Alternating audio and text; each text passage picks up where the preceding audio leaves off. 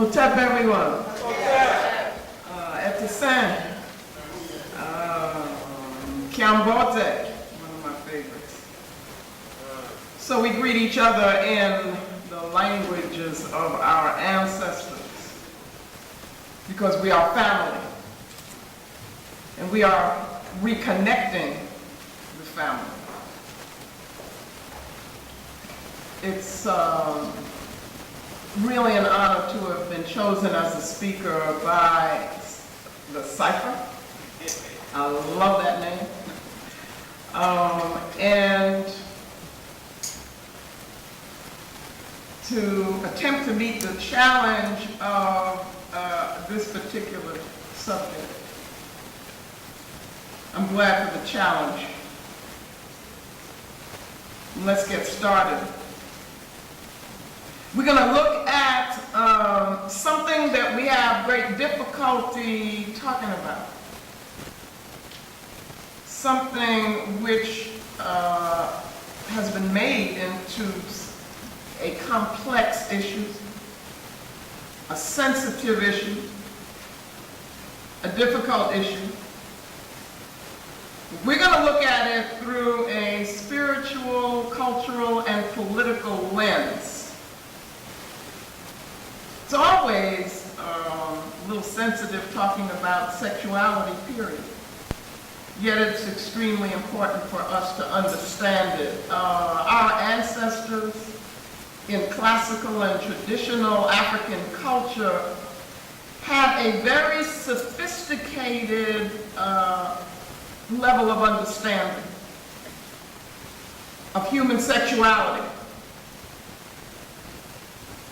and fashioned a culture which dealt with the issues of healthy human development.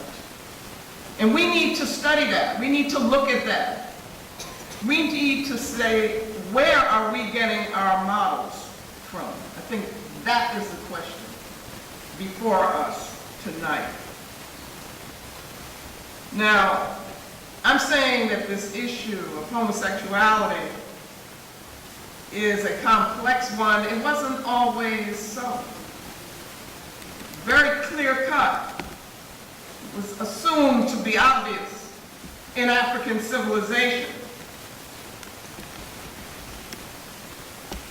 It has been made to be complex and challenging through political and economic power.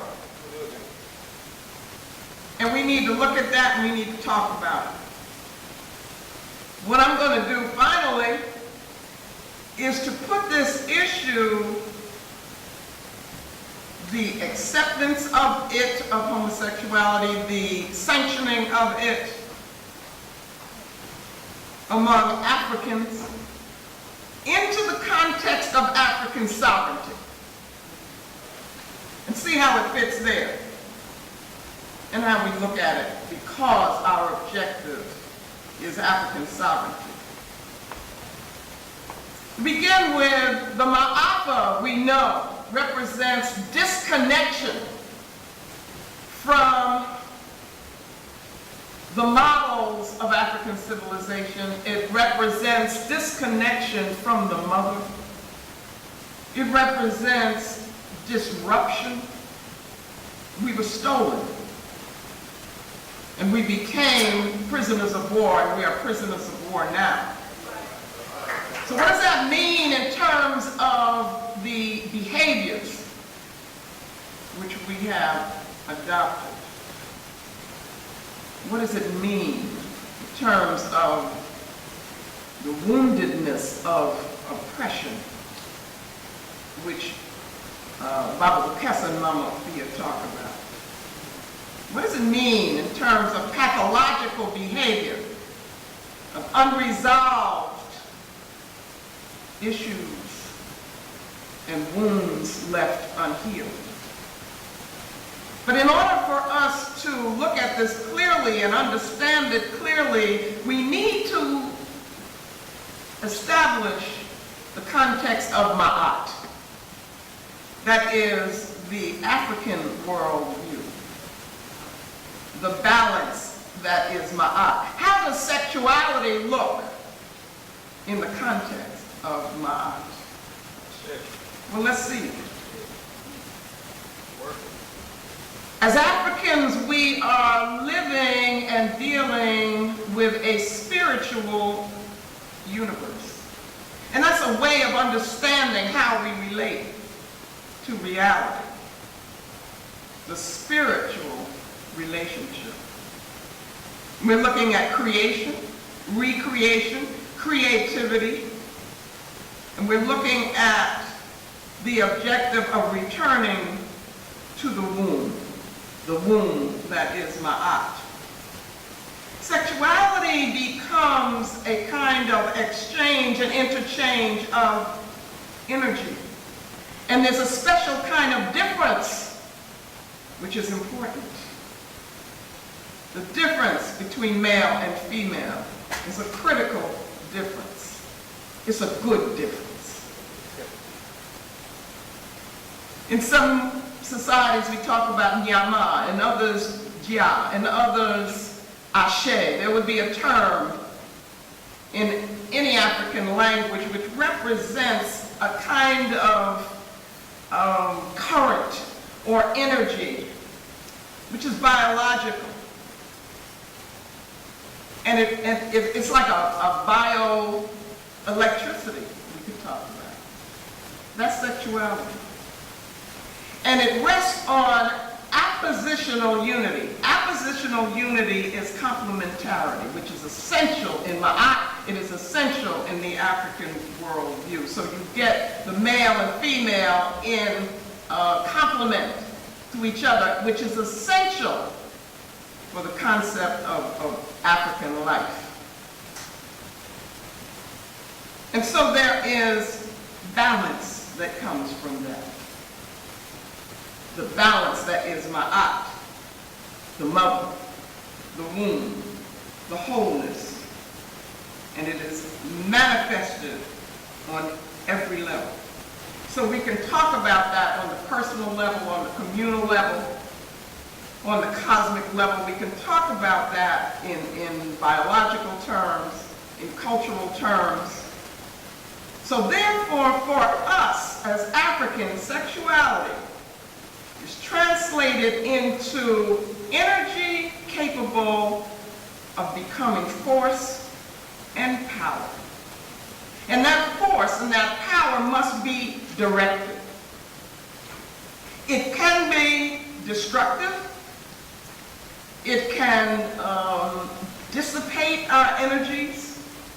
It can be constructive, contributing to growth and development. Sexual energy can be innervating, that is weakening, or it can be energizing and strengthening. We ought to know how to use it. African culture is about that. And so we have to understand our sexuality in a cosmological context, in the context of African civilization. It's about creating a healthy context for human relationships.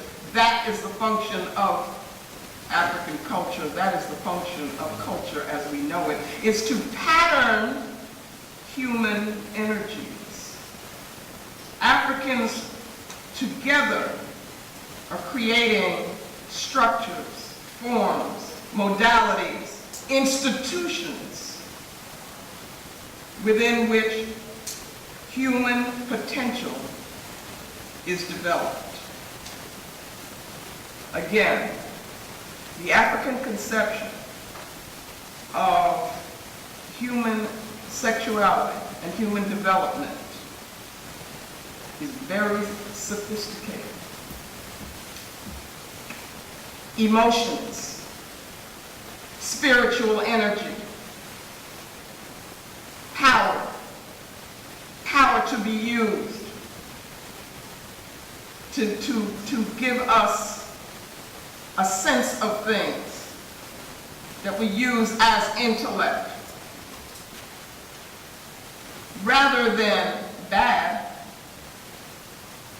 It can lead to the understanding of sexual energy as connection to the universal life force. So we're not saying that sexual energy is a bad thing. We have to understand it in a sacred context. If we know how to use it, then it can work for our health. Knowing how to use it takes work. We got to do our work. It takes study, learning, instruction. And all of this took place traditionally in Africa. So it's like understanding any of the powers that we have been given takes work, takes attention, takes focus. Like the powers of the Orisha, of the Abasu, even of the Insamanfo, the ancestors themselves. We often think that sexuality is just automatic in terms of its meaning and how to use it. It's not true. Because we are erroneously thinking that it is only about pleasure. But then what is pleasure? How is that defined? In what context is it defined? That we're calling pleasure is only part of the significance of sexuality, and should not be the basis on which we make decisions. Again, sexual pleasure should not be the basis on which we make decisions. Just as the pleasure of cocaine should not lead us to use it, for it will use us. The same is with sexual energy. That if pleasure becomes the directing principle, then we're looking at a kind of addiction, where the nerve centers misread signals and become conditioned, become fooled to exhibit inappropriate behavior and to escape from responsibility. Sexual pleasure should not be a form of escape.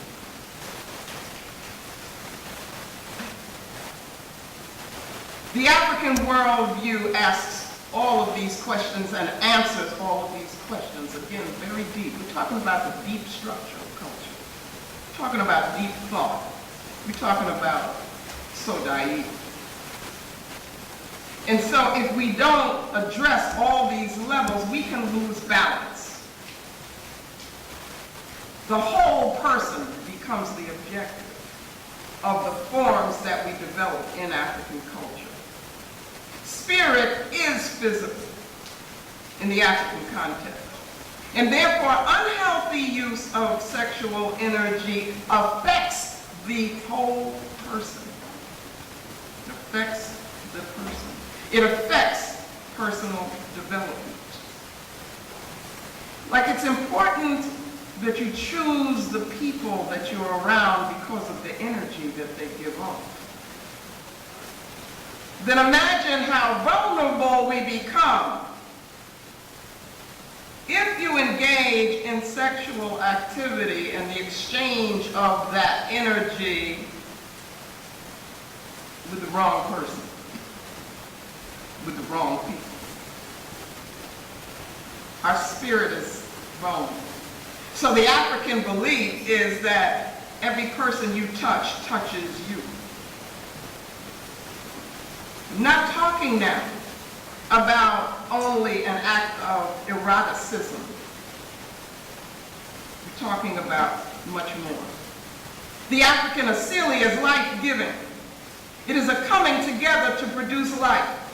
So the male and the female principle is the joining of that is how our ancestors come back through our children. I want to repeat that. The joining of male and female is what allows our ancestors to come back to us, which we all are, by the way. We are all ancestors returned. And so, again, to understand this, to use it properly, like anything else in African culture, and that we take seriously, takes time, takes discipline, takes study, and certainly learning. We have to learn that. And that's the context in which we need to be discussing sexuality, which is what we're talking about tonight. And so culturally, this kind of understanding it becomes the foundation of the fabric of our culture. And the fabric of our culture depends on this kind of understanding. Politically, our political clarity helps to define who is friend and who is foe, who is family, who is enemy, who to imitate, who is African, who is non-African. If we are not clear sexually, then we become a threat and a political liability, which is what we're seeing now. One of the reasons that this is so difficult for us to talk about is we're not a people who attack family. And we're talking about family. So we're not here to attack the African family. And all of us, and each of us, has somebody in our family who is living a lifestyle which is dangerous and unhealthy. How do we deal with that? How do we help ourselves and how do we help them? First of all, we need to have clarity. And so, what is happening now is that we're seeing that a form of sexual behavior is becoming ideological. It's becoming an ideology. And so we have difficulty dealing with that because we're talking about family that we don't want to attack. That's not what we're about. Yet at the same time, we're talking about ideological opposition. And we gotta have the courage to look that straight in the face. Let me focus on one aspect of African civilization, and that is African rites of passage. That's become a term that we use far too loosely. But when we study African civilization, you find that this institution is so deep and reflects such a deep level of understanding, again, of human development and human relationship. Let's look at rite of passage at the age of that we consider to be adolescent. Okay? Why is that focused on so much? Why is that so important? Because what's happening at that stage is that we are developing and determining our cultural orientation. We are also determining our bodies are changing. Our bodies are growing, and we are determining our sexual orientation. It's deep. It's not easy. African ritual is not easy. Among the Mende people, there is something called the Humoi Society, H-U-M-O-I. And that particular secret society, its job is to regulate sexual behavior. It is not considered, that behavior is not considered to be private. It's not considered to be, do your own thing. It's considered to be something that affects the entire society. Therefore, we got to pay a lot of attention to it. Responsibility is involved, accountability is involved. To the community, to the ancestors, to the future, to the victory, and to sovereignty. All of that is the responsibility that we have as a people. And so sexual development becomes very important in the African context. And so we have classes. And the elders, specific elders, are assigned to the roles of this instruction in the proper use of our sexuality. So the adolescent rite of passage is a period in which we as Africans are able to address potentially destructive cultural hindrances. They are taught to, they are understood, they are listened to, and they are taught because they are essential, and their health is essential to the future of the group. Now, at the same period where there is the focus of this rite of passage, the body itself is going through hormonal changes. Why do our ancestors pick that time, you see, to focus on these kind of deep questions? Young people are being prepared for positions of responsibility. They are being prepared for marriage.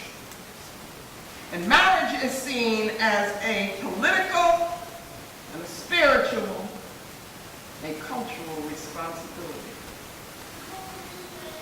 Marriage between two men, marriage between two women would be considered insanity in the African context of sovereignty. Not even a question, because of what the role of that marriage is, what it's for, the purpose of what it's for. And so, if this is a period of a potential ambivalence among young people, you're not clear, you don't know. You don't know how you're supposed to express what you feel is going on in you. This process of a rite of passage is to give clarity. That's important. We are dealing now in a society in which there is no clarity, and in which that kind of adolescence doesn't get resolved. People don't get clarity, and so you have a society which is being run by adolescents. That's what European culture is.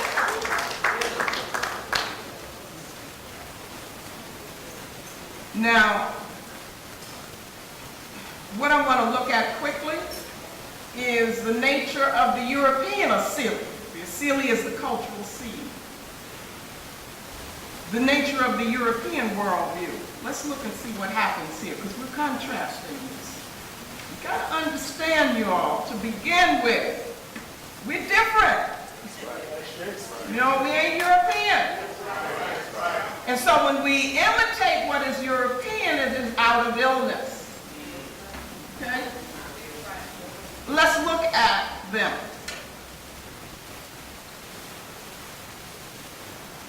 The culture, the worldview, represents a repudiation of the ma'atic order.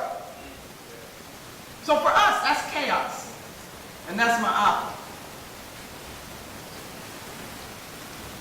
The assili is anti-life. One author talks about how the Europeans are actually threatened by their children,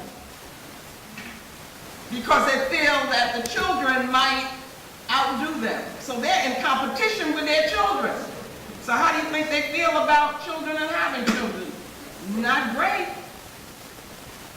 And you got to look at the demographics, you got to look at the numbers, you got to look at the figures.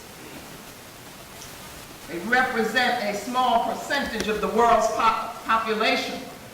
And their fertility figures are very, very low. There are some European nations which do not, their index is so low that they don't reproduce themselves. In other words, you've got to be reproducing at a certain number or you're not growing. Okay? They got a lot of that. Now, when we're healthy, Africans, we got the highest fertility rate in the world.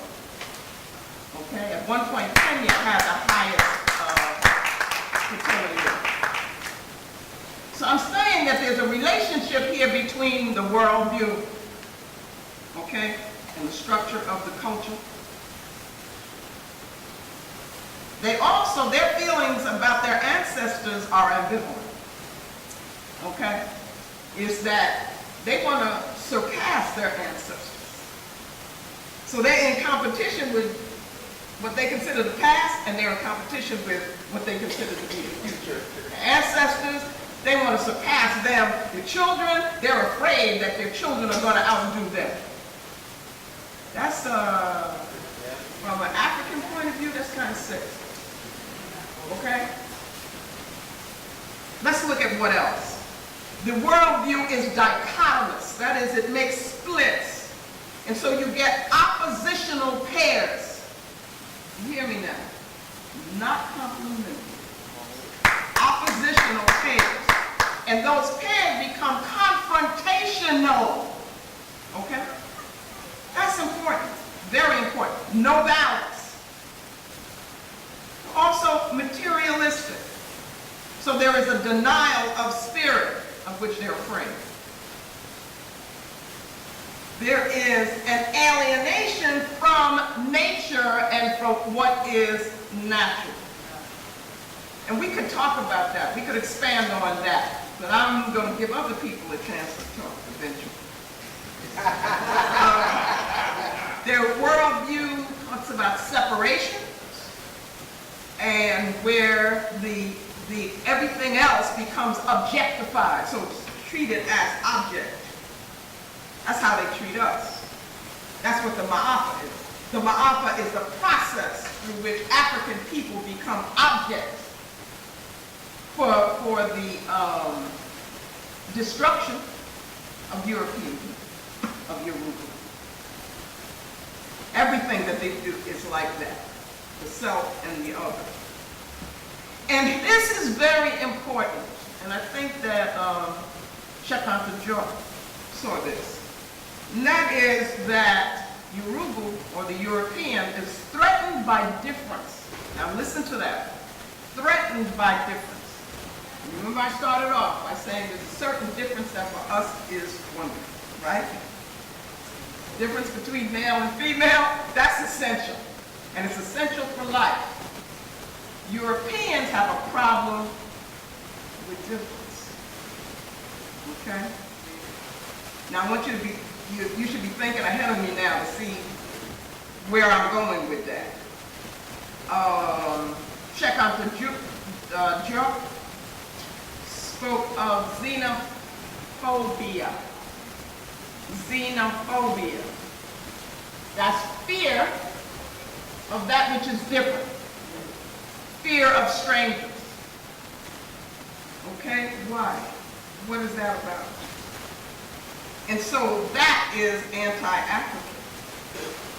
Now that xenophobia develops into what we call, Baba Baruti and myself call heterophobia. You with me? Heterophobia. Phobia is a fear, which becomes a hatred, which is a defense thing. Okay? Which is a fear. It's the fear that you gotta watch out. And so then it is also patriarchal.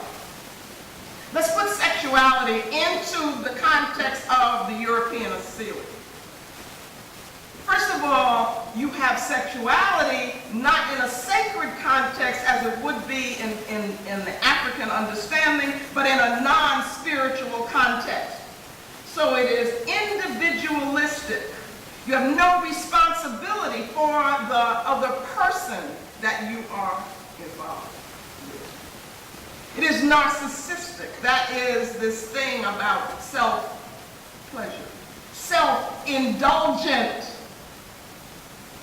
That's a big problem for us Africans here in this society, because that's what we get bombarded with on the TV, you know, in the media, in the songs, and all of that. Our children, our young people, as well as us, are getting bombarded by this kind of do-your-own thing, self-indulgent, narcissistic thing. You know what narciss?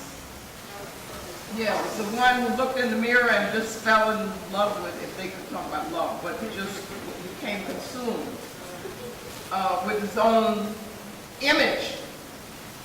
And let me take a second here, because it fits right here, and show you how it works when we don't use our own worldview as a reference point. I met a young sister, and she proudly told me, and she was thinking, oh, hey, I'm into African worldview and your work and all of that. So she proudly told me that she was studying, no, she had a card, and on the card it said human sexuality. So I'm like, what is that? You doing that in school? So she said, oh yeah, that's what I'm doing, you know, and she's real proud. And I said, well, what is it? How does it work?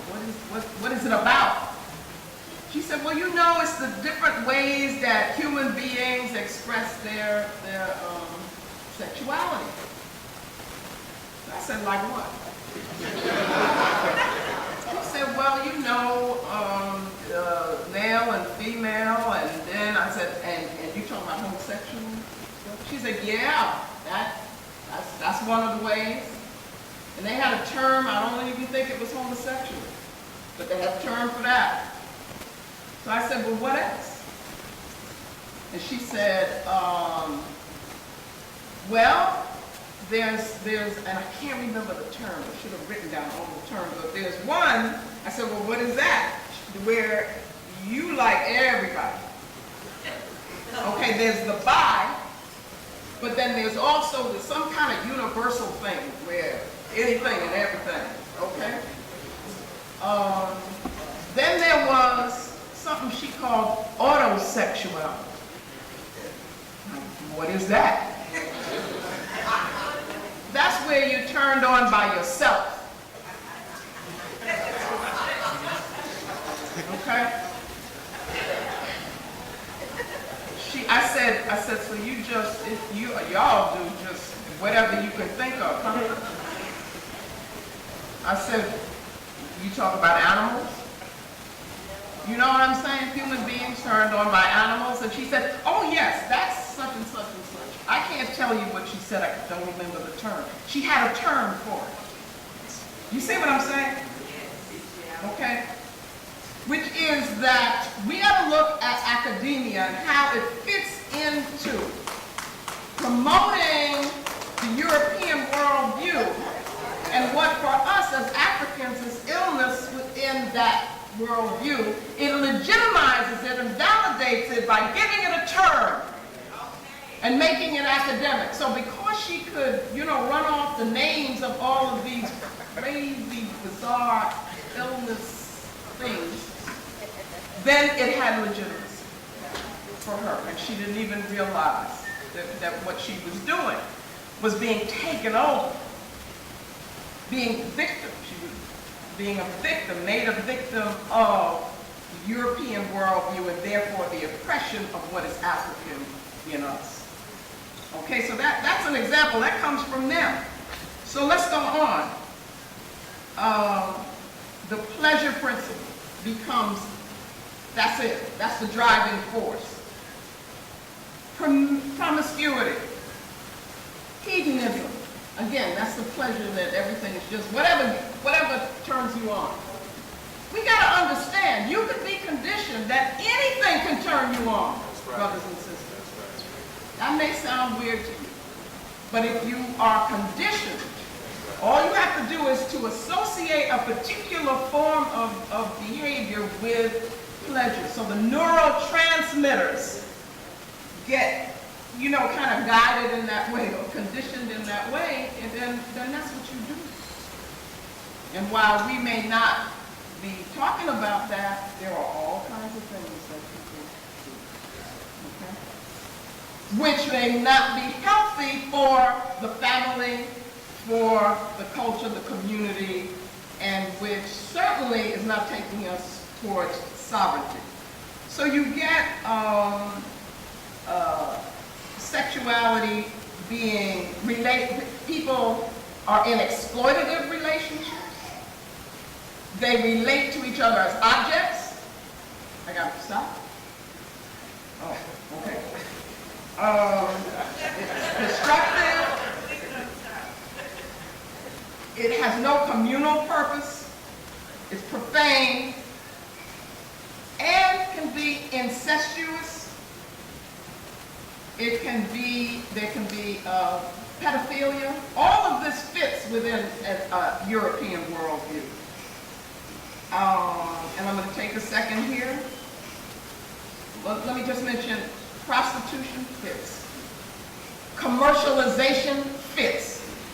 Using sexuality to sell products.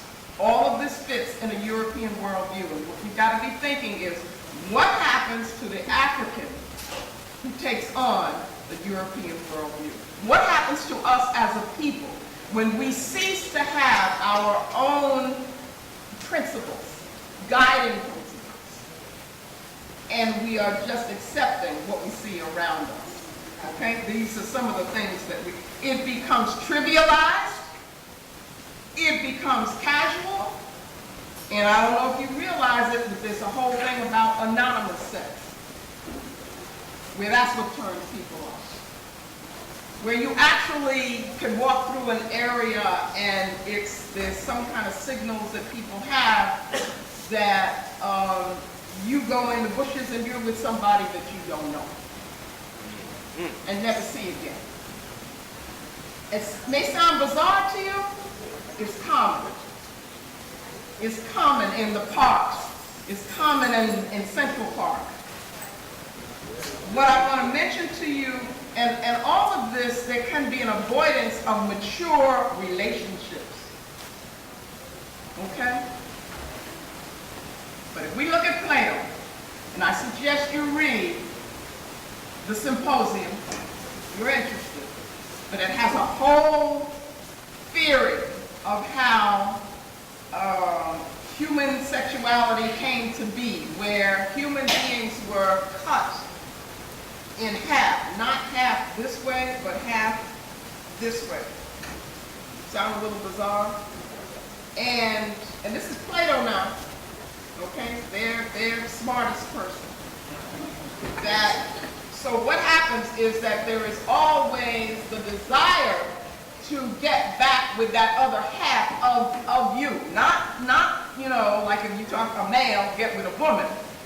It's a male with a male because you're trying to be whole. That's what Plato says. All right? I was going to read you something. Now this person is talking about, is promoting homosexuality. And so she talks about Plato, and she says that Plato described the love of a young man learning along with philosophy, and that this person is then transported by passionate desire. And he depicts these pairs of lovers as spending their life together in the pursuit of intellectual and what they call spiritual activities, combined with political participation.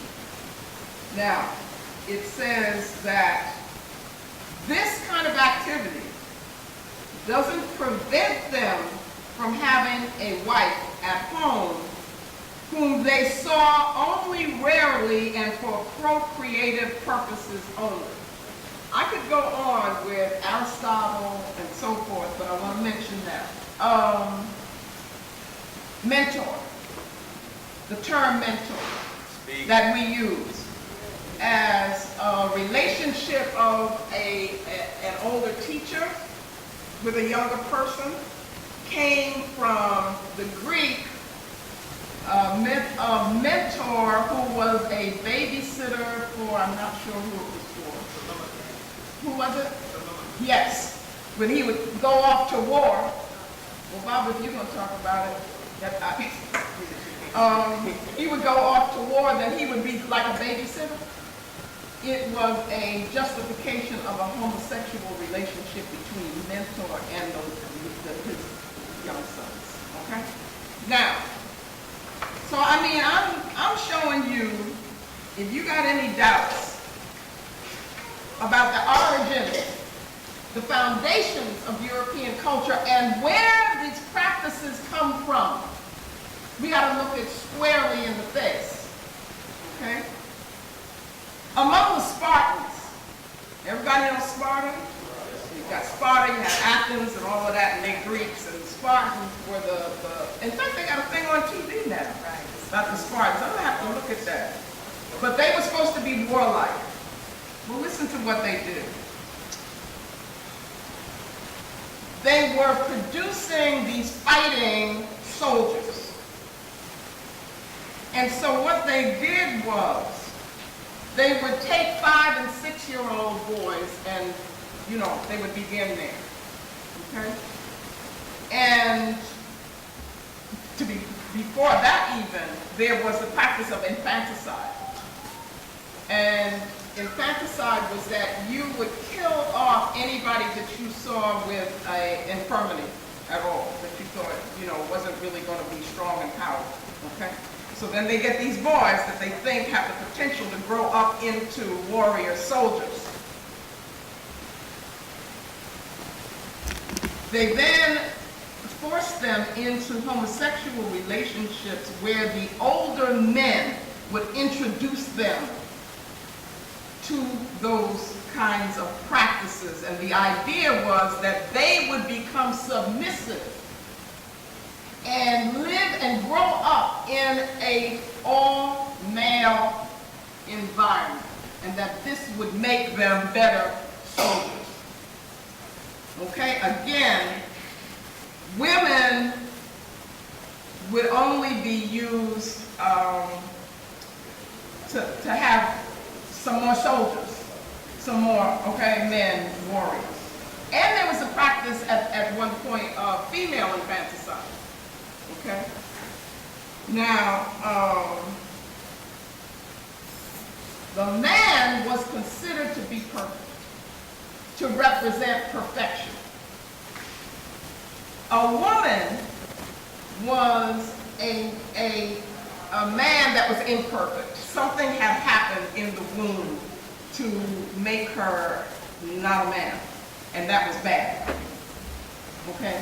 So, and Plato had the same thing. In fact, you were born as a woman, you were punished. That was a punishment. It was a man coming back as a woman because of a punishment in the last life. So you're getting an idea of the relationship between males and females. So then what you get is, in response to this, you have Sappho, which was that you have an island where all women went, and it was like, okay, y'all doing that, then this is what we're going to do. Okay, and you get the term lesbos, which comes out of that. We need to understand that history. And let me just quickly try to end this up.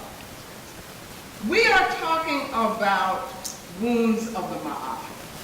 When we put this in the context of our people, we are talking about the loss of sovereignty, of African sovereignty. So what happens then is that our behavior is dictated by the enemy. Okay? Now, why is this, without me going through a whole lot of what I have here, why is it bad and why is it dangerous? I'm coming from the perspective that the practice of homosexuality has become a political ideology. So what we're dealing with is not an individual whose feelings we don't want to hurt. That's not what we're talking about. Because on that level, we got to talk about healing and how do we help in that healing. I'm talking about something on a political level, that homosexuals in this culture are organized, that they represent a power base.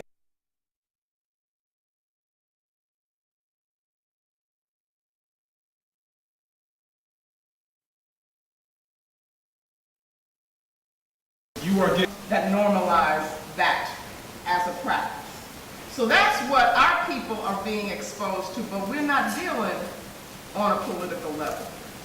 We're dealing like we don't have the right to determine for ourselves what is healthy behavior and to back that up and to support it with a sanctioning force. We don't think we have the right to do that. So what happens? There's confusion. And that's what I call it. It's sexual confusion, and there's all the other kinds of confusion, because I'm talking, when we look at the wounds of the Ma'afa, we're not just talking about homosexual behavior. And we've got to be able to look at incest. Yeah? Okay. Yeah. Rape. That's right. Child abuse. That's right. Within our community.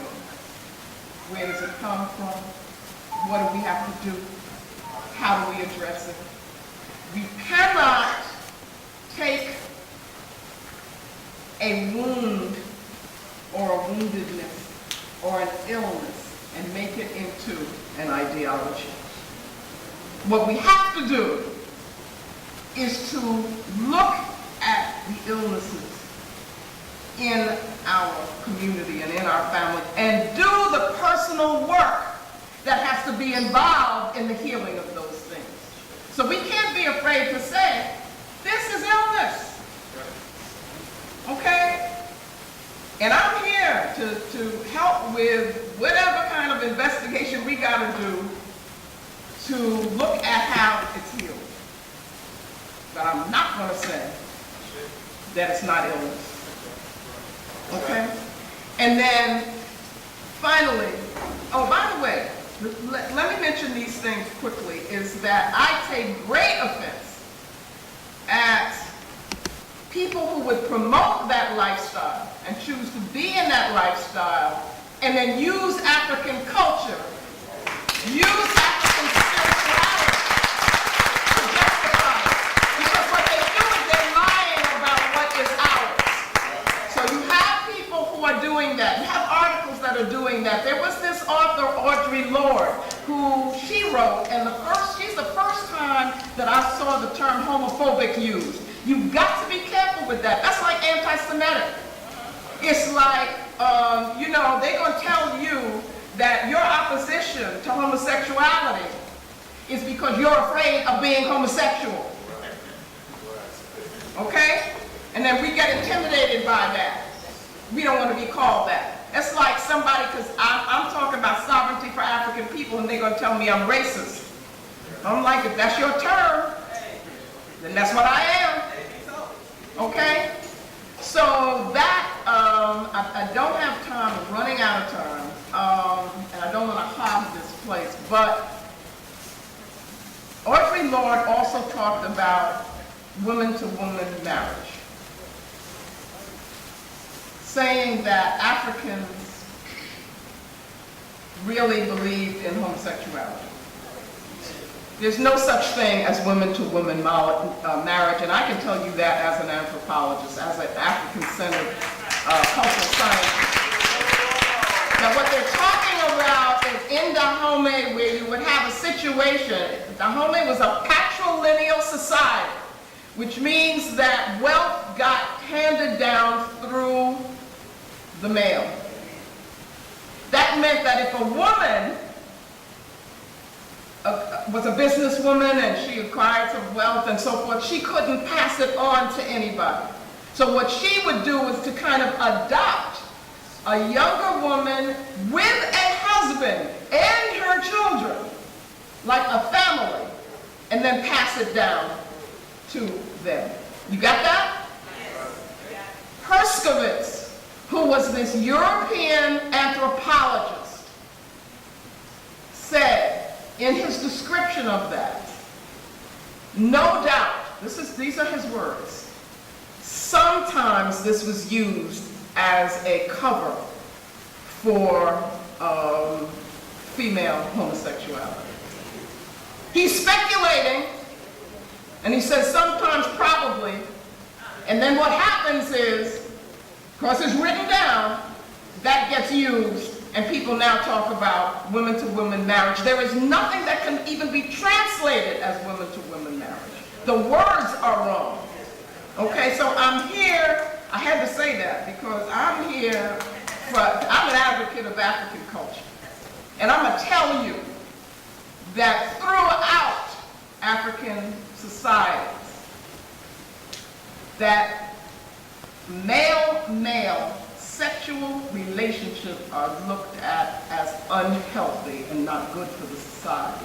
That female-female sexual relationship is looked at as unhealthy for the society, and steps are taken to make sure that it doesn't happen. And with that, I'm going to stop talking.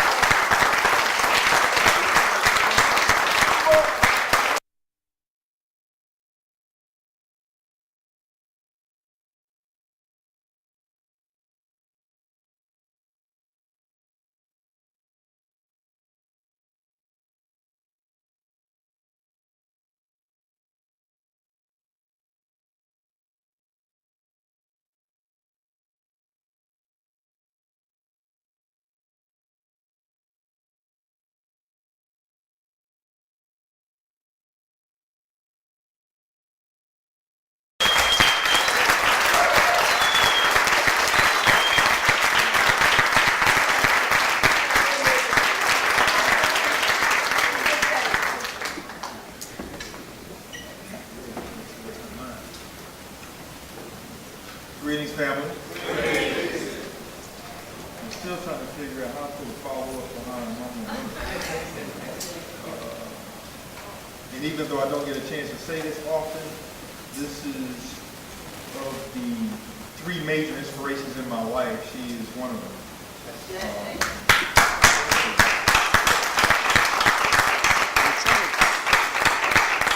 In fact, 2 of my inspirations are over there sitting side by side.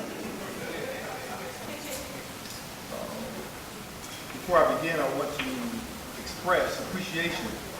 I've never organized anything like this, but I know what it's required to do that. Brother DJ, Sister Nzinga, they have done some wonderful work. In Gold, wonderful work. The Cipher, they have put together a beautiful program, and this is something that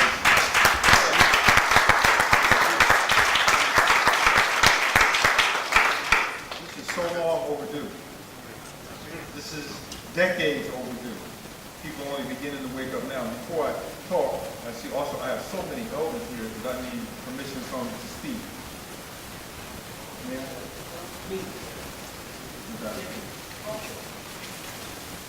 This is supposed to be about, and it is about, and Mama Marimba, I don't want to say the theoretical or the philosophical or the political, she covered all of that. So I'm going to try to fill in a few holes, and I'm going to try my best not to repeat anything that she said, maybe to elaborate some. This is supposed to be about the family, the relationship, or the disrelationship, if you will, between homosexuality and the African family. We need to define what we're talking about when we say African family. And to me, that's real simple. I'm not going to get into complicated stories, discussions, etc., etc. For African people, the family is child-centered. African people are family-centered. There's so much evidence of that, it's not funny.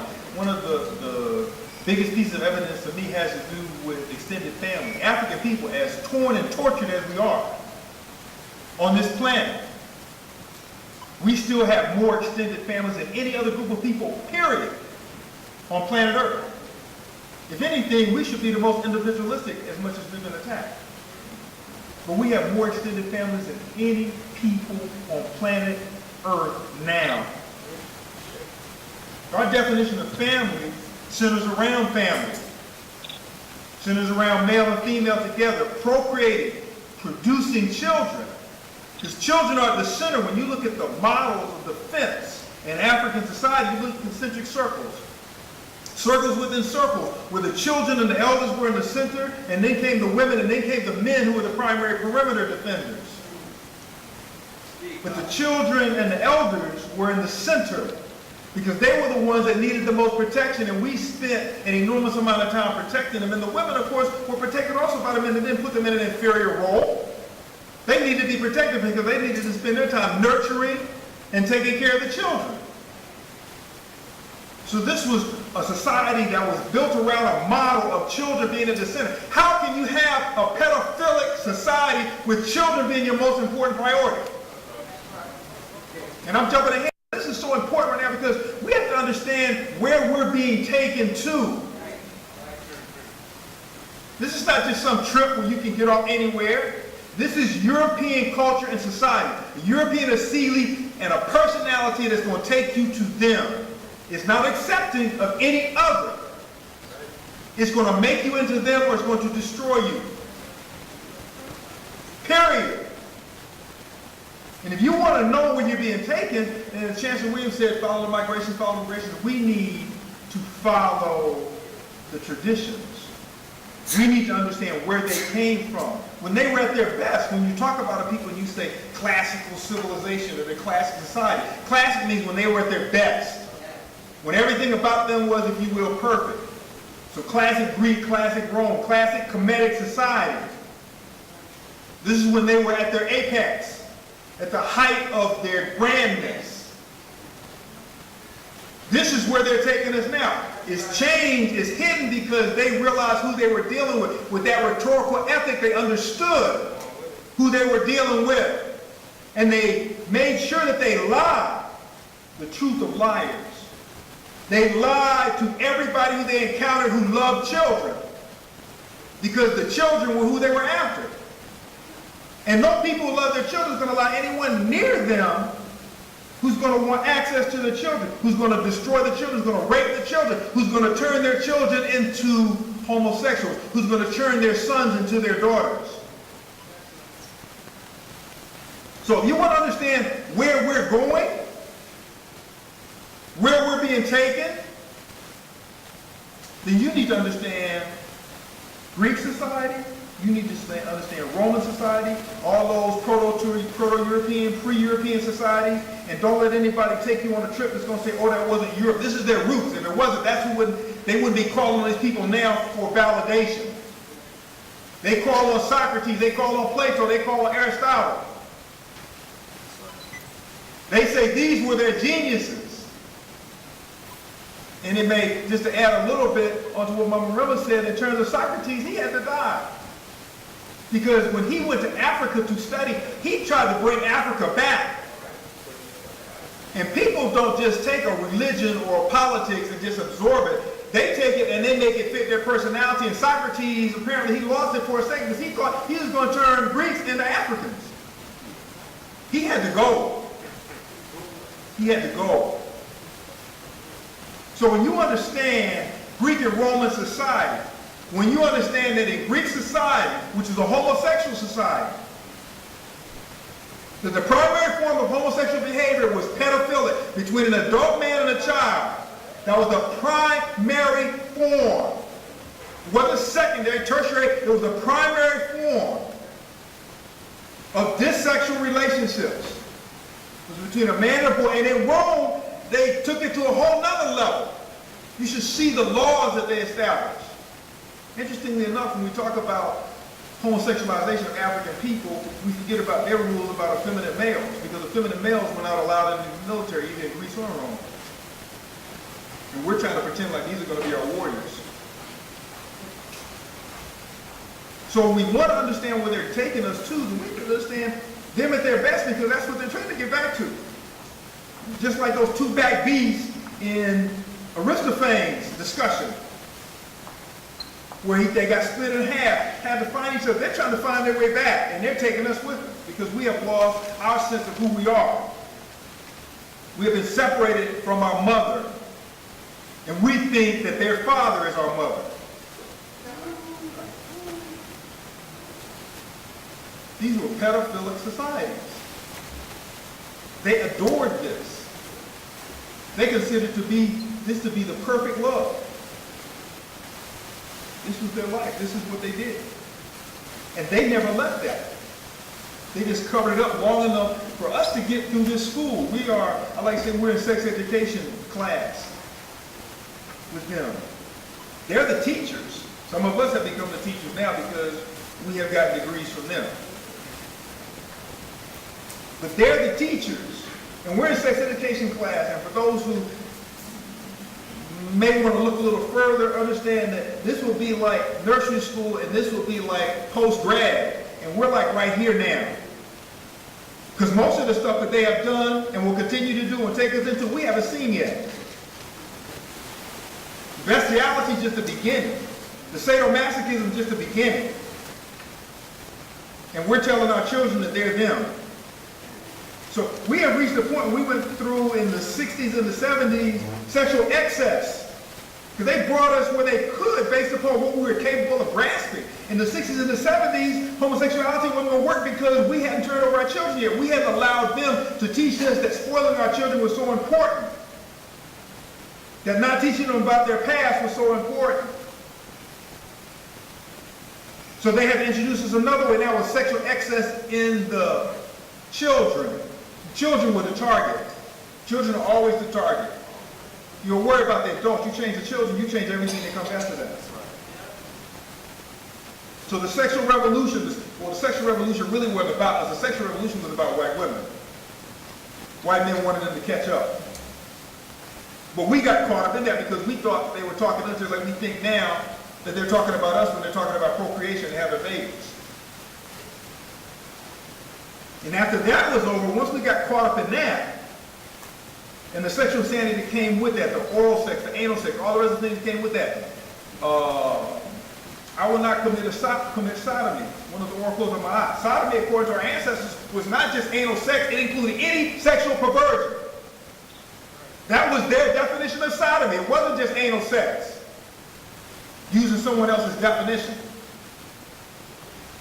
It was anything that was perverted. Anything that was not procreated.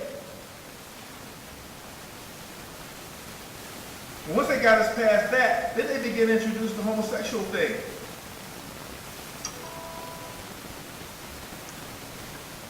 And now, we're seeing pedophilia. So pretty soon you're going to hear pedophobic. Oh, mark my word. My mother used to say that to me all the time. I told folks years ago, homosexual marriage, I don't say gay because that implies something politically that I don't like saying. I said years ago, homosexual marriage is going to occur because this is their reality. And in their reality, they're going to make whatever happens them.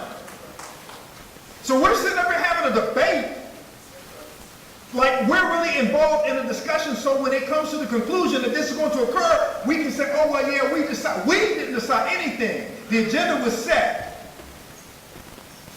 The agenda was set. Who was that? Nathan here was that, Linda Jeffrey said, we're involved in the discussion and it's got nothing to do with us. We get the pretense like we're important. We get the pretense like we have some power. You're not deciding anything. This is their reality. You don't control the power. Whoever controls the power is who makes the decision. And we're not making the decisions. We have no power here. Our power comes from us, not from them. So now they're after our children. They've separated the children from the parents. They've done it primarily through the school system, but all kinds of other ways. And don't get upset with the church. Don't get upset with the Catholic Church. This is all of their churches. The Catholic ones were just dumb enough to get caught, and they're the ones that are most obvious because of the separation of the man from the woman. It's clear. When we go back in time, and I say this consistently, I was going to say I get in trouble, but not really. To me, to say homosexual, European is to say homosexual. I don't make a distinction because as a social scientist, this is what social scientists are taught. You're supposed to look back in time, and before I say this, I want to get clear. When you say homophobia, the only person who can be homophobic is someone who that's fit into their genetic or cultural structure. So the only homophobic person possibly is a European male or European female. I can't be homophobic. I'm a realist. Whole different animal. As a social scientist, you're supposed to look back. You're supposed to go back when you're trying to find out what a people are about. You're supposed to study them back as far as you can. Look at their life, their dislikes, the things they did that they didn't do, and you're supposed to find patterns that are continuous patterns. And when you see those patterns, so I see this throughout this people's existence, I can say, that reflects those people. That is those people. Homosexuality, pedophilia, bestiality has been in existence as long as Europeans have. You find evidence of it in the caves in France. You find evidence of it in Greek society, in the art, in the writing, in the laws, in Rome. You find evidence of it all the way through their time. They have not changed. You find no evidence of it in African society, traditional African society. None. And now you have Negroes trying to manufacture it for them. If I find this throughout your time, then this is you. To say European is to say homosexual. Speak about it. This is not us. And don't tell me about that European who is so against, they got all the bases covered. He may be homophobic, but soon he'll knuckle under. Because that's his people, that's his mind. That's who he is. We're the ones who are insane to even consider this as a possibility for us. And then we get into this thing, and I know it's important to heal African people, and I definitely understand the importance of that. But I think we're going about part of it all wrong. This is basic common sense. When a disease comes to your community, you don't go to cure the disease. The first thing that you do is you isolate the sick, healthy people from the disease. That's the very first thing that you do. We're letting the disease get to our children while we're trying to heal the disease that doesn't want to be healed. That to me is mind-boggling. That is the epitome, the perfect example of a mental people. They get directed toward whatever it is that will keep them from having to challenge their destruction. And they know that if we went to defend our children, Europeans wouldn't tolerate that. And they don't want to have to deal with these people who will kill for nothing. They know better. So we sacrifice our children to lesser gods. That's sad. That's sad. So true. That was my first card. I'm supposed to be going through like 20 years. I got off track. When we look at a tradition of homosexuality in Africa, which there is not, we have to use common sense there too. Just like we had to use common sense with that logic, that homophobic logic, that, and this is the control of the media by them, where they will say people who say something against homosexuality, they're homophobic, they're really closet homosexuals. How come the same logic doesn't apply toward the homosexuals? And there are many of them who talk about heterosexuals like there's a problem. How come the reverse logic, which is the same simple, stupid stuff, how come that doesn't apply? When Europeans came to the continent, after they realized what we were about, they hid their homosexuality. But they didn't leave it there. When they took us wherever they took us, they practiced it on us. They were smart enough not to include that in the records. They practiced it on us. They didn't leave it on home. They're going to be gentle and kind to a slave, somebody who they have direct access to, to the slave African, all over the world. They didn't change. They didn't change one bit. But what to me is one of the clearest pieces of evidence in this European scholarship is that when they arrived on the continent, and they were writing their journals, and telling all the stories, and telling folks what to do, and where to come, and where the gold was at, and all the diamonds and all this, there was not one word in there about Africans being homosexual. Nowhere. No word whatsoever about pedophilia. No word in there about any anal, oral sex. And these people were talking about Africans like they were dogs, which is really an insult to dogs, but they were talking about African people like they were dogs. But this is in none of their journals. And if you are so against homosexuality as you say, and you think it's such an abomination, such sacrilege, then wouldn't that have been the first thing that you would have written in your journals? Would have been included somewhere. But there is nothing written anywhere in any of their journals, scientific, lay, any of them, about any African engaged in a homosexual act. How we missed that, I have no idea.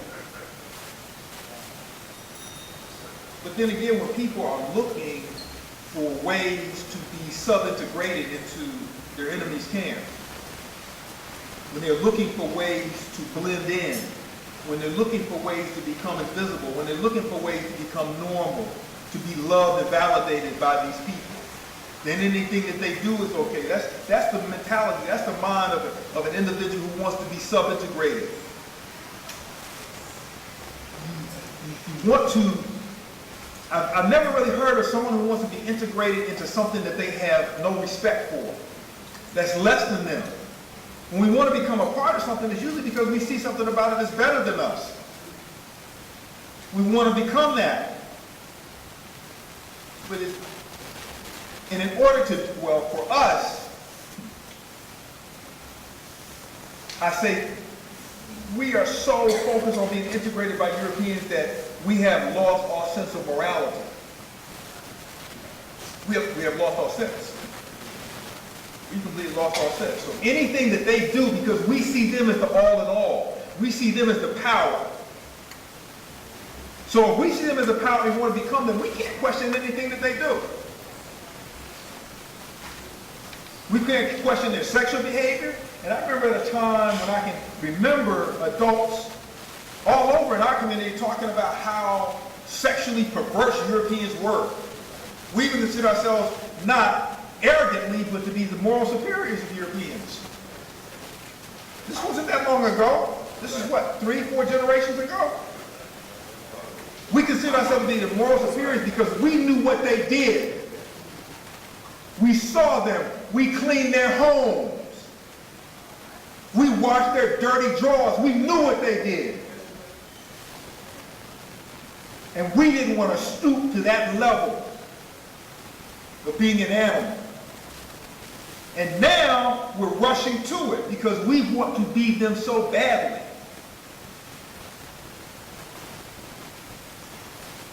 What they have done to us in a short period of time in this sex education class. And so many of us still cannot see. European society, to use a piece of Amos Wilson's word, he said crimogenic society. I say homogenic. Crimogenic society is a society that disproportionately produces criminal behavior among its citizens.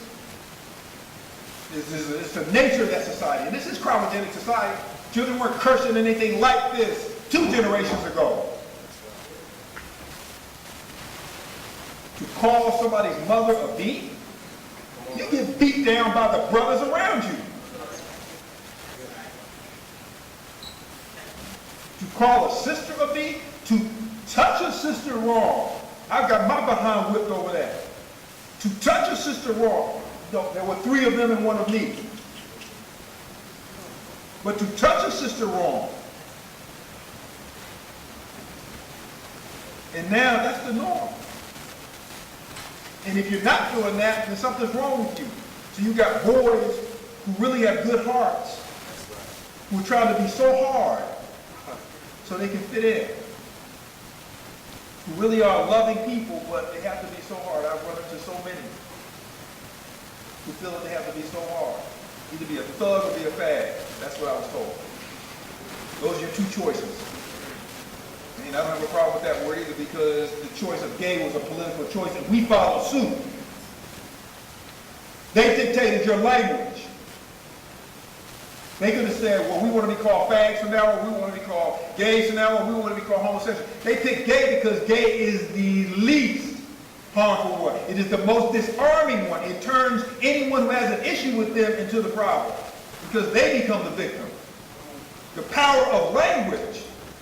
I don't say gay.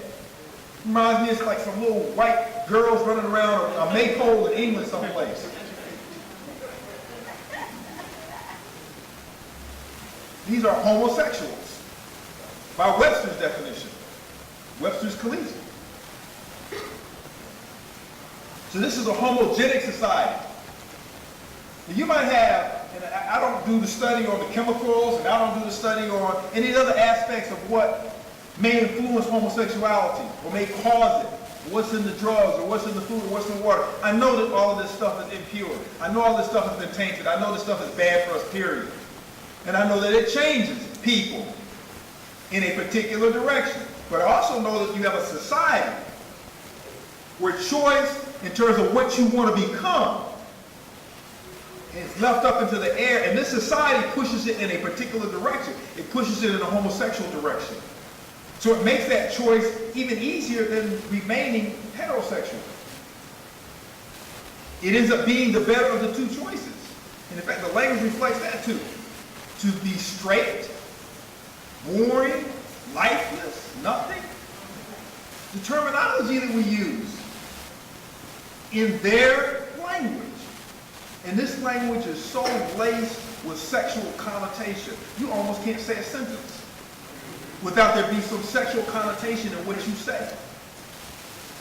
And the children have it to an even greater level because their access to this language and their change in this language is far beyond ours. Way beyond ours. But this is a homogenic culture. It naturally produces homosexualized people. And when I say Africans, I don't say homosexuals when I'm talking about Africans. I say homosexuals when I'm talking about Europeans because that's a genetic, natural, genocultural, natural genetic, natural cultural order. I say homosexualized Africans because it's a process, something that has happened to African people. It's not normal and natural.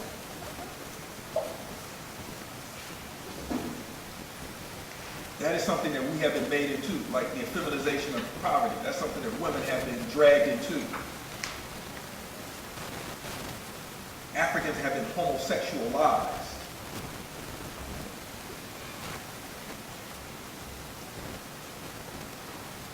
And again, back to the point. Well, I was going to say I don't apologize without hurting someone's feelings. This is not a game. These are our children. I am pissed off. That's right.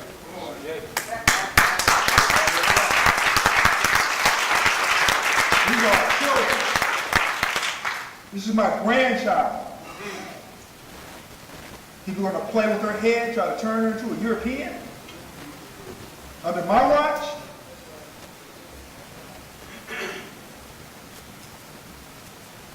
So we don't have time for these games. We don't have time for these games. If you want to know what Europeans are about, you need to read their mythology. If you want to know what any people are about, you need to read their mythology. Their mythology is their truth. And be sure when you read it to know that the people came before the mythology did. They created mythology in their own image. Their conception of the cosmos, their conception of the creator, their conception of the ancestors, their conception of life. Their conception of spirit. So you need to read their mythology. And reading European mythology, just some examples. Zeus, the king of the gods, was a homosexual. He practiced bestiality. He urinated on people, called the golden shower. He was married to the queen of the goddesses, and they were supposed to be the goddesses, the god and goddess of relationships, and they fought all the time. All the time. She even tried to get her children to kill him. Do you understand these people and the nature of their relationships through their mythology? And it's right in our face. I was asking these children years ago to learn the names of the planets, and I wanted particularly them to know also the names of some of the moons on the planet. And I said Jupiter has 3 moons, and one of the boys in the class, he corrected me. Of course, I went to the book because I don't like being corrected. I went to the book to see. And I discovered he was right. There weren't 3 moons, there were 4 on Jupiter. Jupiter's the big one. Io, Callisto, and Europa. Those are the 3 small moons around Jupiter. These are European names. The biggest moon is named Ganymede. Ganymede was Zeus's homosexual human lover. So they put it in your face in the sky. They know their mythology. We just don't know it. So we're reading all this wonderful stuff and thinking all this great stuff is going on. And we're not reading the signs. They're talking to each other continuously. All of these shows, CSI, murder, rape, kidnapping, torture, they're talking to each other. They are communicating. We're being entertained. They are communicating. Got to read their mythology. Remember, I was talking about in the Plato Symposium. Aristophanes was talking about this 2-backed beast, and this was the logic. This is supposed to be the origin of humanity. The gods were on Mount Olympus, and the giants, they decided that they wanted to take over. So they went to handle Mount Olympus, and they got their behinds whipped.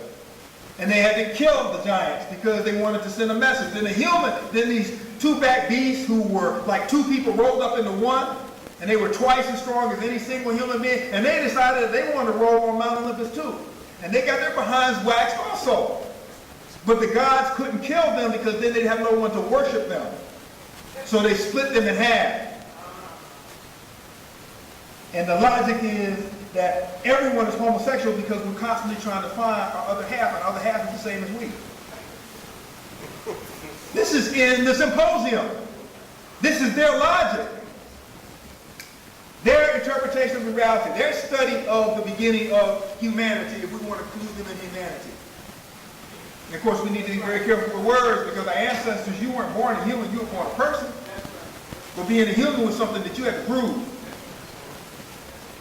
They're using the words to include everybody, all of them, and manipulating things in a way that serves their benefit. So even a serial killer is a human. According to their definition. Everybody falls into that category. They have revised language to fit them. And since they control language, then we fit them. We believe what they say. What they say. Just another quick note. The B word originated in Greek society.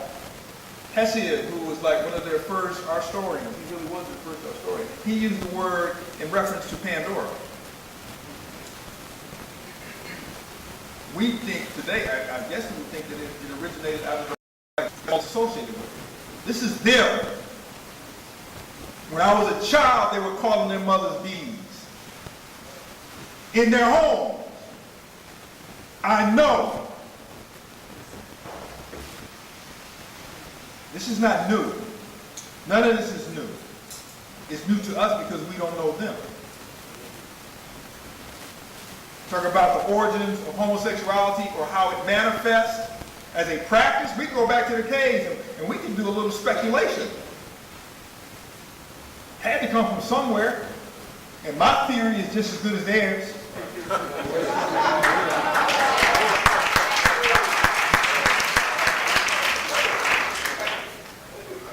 Europeans hunted in packs, like little units from different caves on a glacier.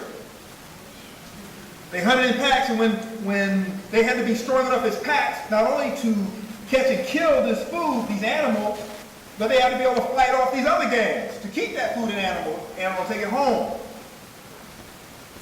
So you had to have a bunch of men, because the women were nothing but trash. The only purpose that they served was procreation. Rape was extremely common. And the woman who produced the most babies was the most honored. Guess why? Not because there were more mouths to feed. We know that would have been wrong. It was because those babies during hard times served as food. Know who you're dealing with. Understand missing people in America. What is it, 400,000 in 1 year? All of them are on the streets. All of them are prostitutes. All of them didn't just end up in jail. They haven't stopped having, they're bringing that back in the media, just like they're bringing bestiality back in the media, just like they're bringing pedophilia back in the media. Now that we're receptive, they're bringing it back, what they've been doing. Look at the studies that came out in the 60s and the 70s about European sexuality. Pedophilia was a major part of the discussion, even to the point where they were asking people, what's your favorite animal? And for white males, it was chickens. And the most famous actor in that time was at the point of climax to snap the chicken's neck. This is in their reports. We didn't read their reports. You need to read their reports. The famous ones that came out of the 60s and the 70s. You all remember those? Masters and Johnson? They talk about it in there. We just didn't read. What do they say? You want to hide something from a black person? They put it in the study.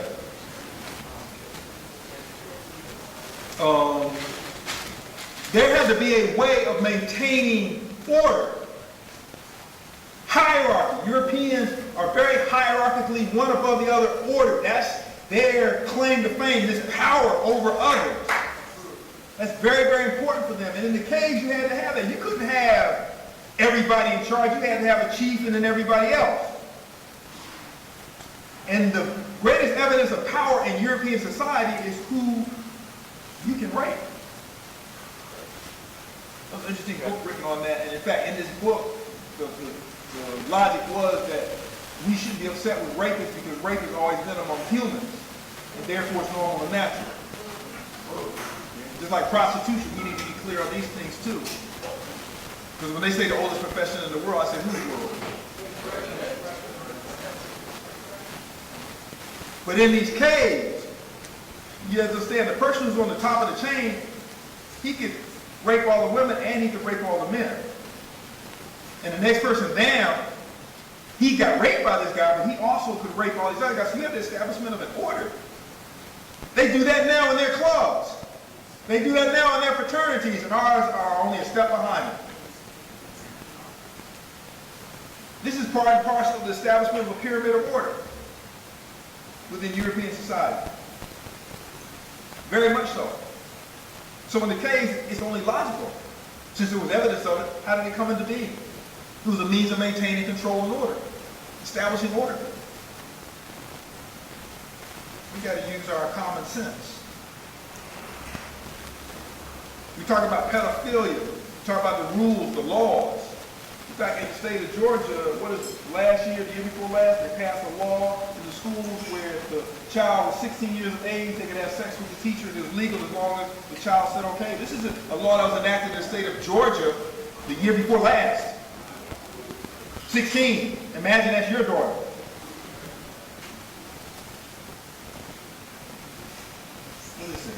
In Britain, age of consent is 15. In Canada, the age of consent is 14. Legally. These are ages of consent. And they're dropping them. White girl just got killed in Europe about 4 years ago because she was fighting against the passage of a law for lowering the age. If they'll do that to her, imagine what they'll do to us, which we've seen lots of principals lose their jobs because they didn't want to allow more than one girl in the bathroom at the same time. In this country.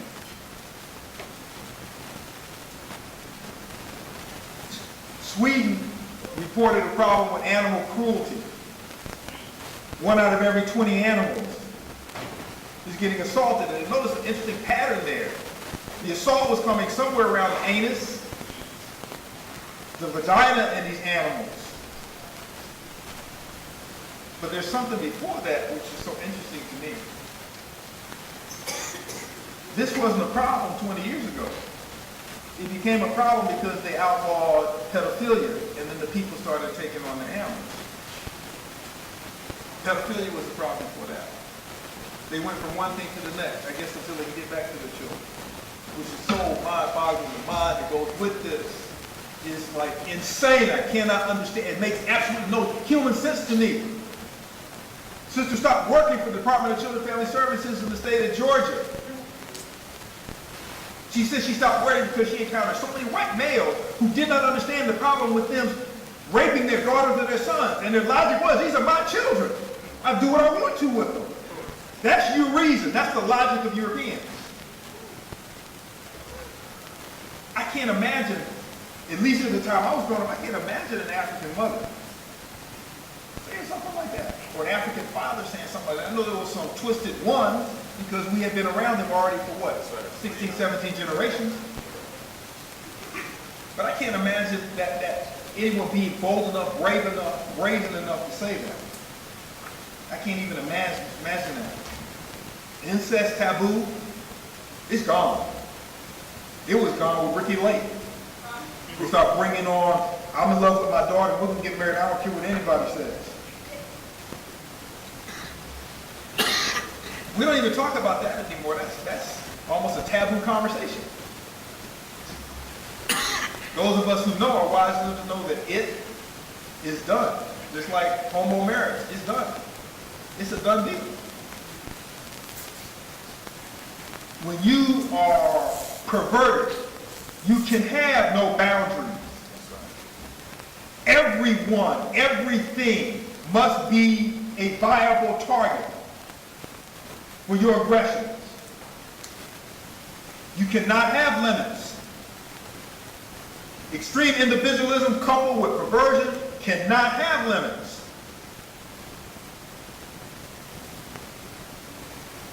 One in 4 girls and 1 in every 6 boys is sexually assaulted before the age of 18. The percents are growing. We have to be able to see what's coming.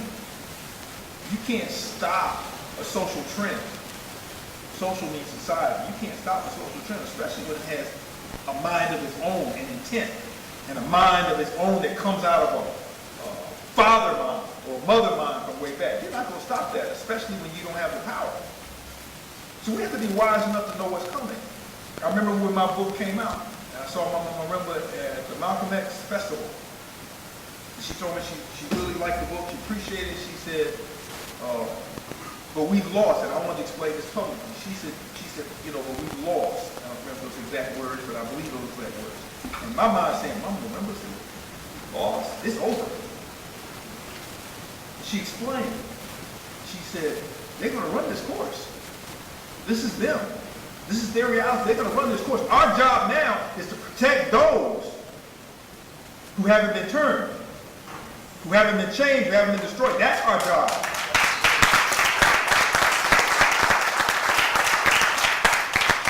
And that's what we do. 40% of all the prostitutes in this country are children. 40%, 50% in Bangkok, which is the #1 tourist attraction for white males. And their boys are on the streets, trying to make money for their families. You impoverish a people, and then you come in and violate. Pattern, consistent pattern everywhere they've been. Mexico, Africa, Asia, Australia, everywhere they go, the consistent pattern. Just like the rape to create a mulatto class that sits between you and those people you oppress. There are consistent patterns among Europeans. Everywhere they go, apparently they found some tactics that work. The teachers who are preying on the children now, Ray Winbush in Warrior Method. He talked about white women relative to our sons, 8, 9, 10 years old, wanting them sexually in their classes. One set of interviews in one area, just like with the churches, we get upset because of something that happened in Boston. This is international. This is not just them there. Everywhere they are. Everywhere these white women and men are. In our schools with our sons, and the Negroes put forth so much effort to bring them in after we fought so hard in the 60s and 70s to get them out. The facilitators, the 3-headed dog beast that protects hell, Negroes.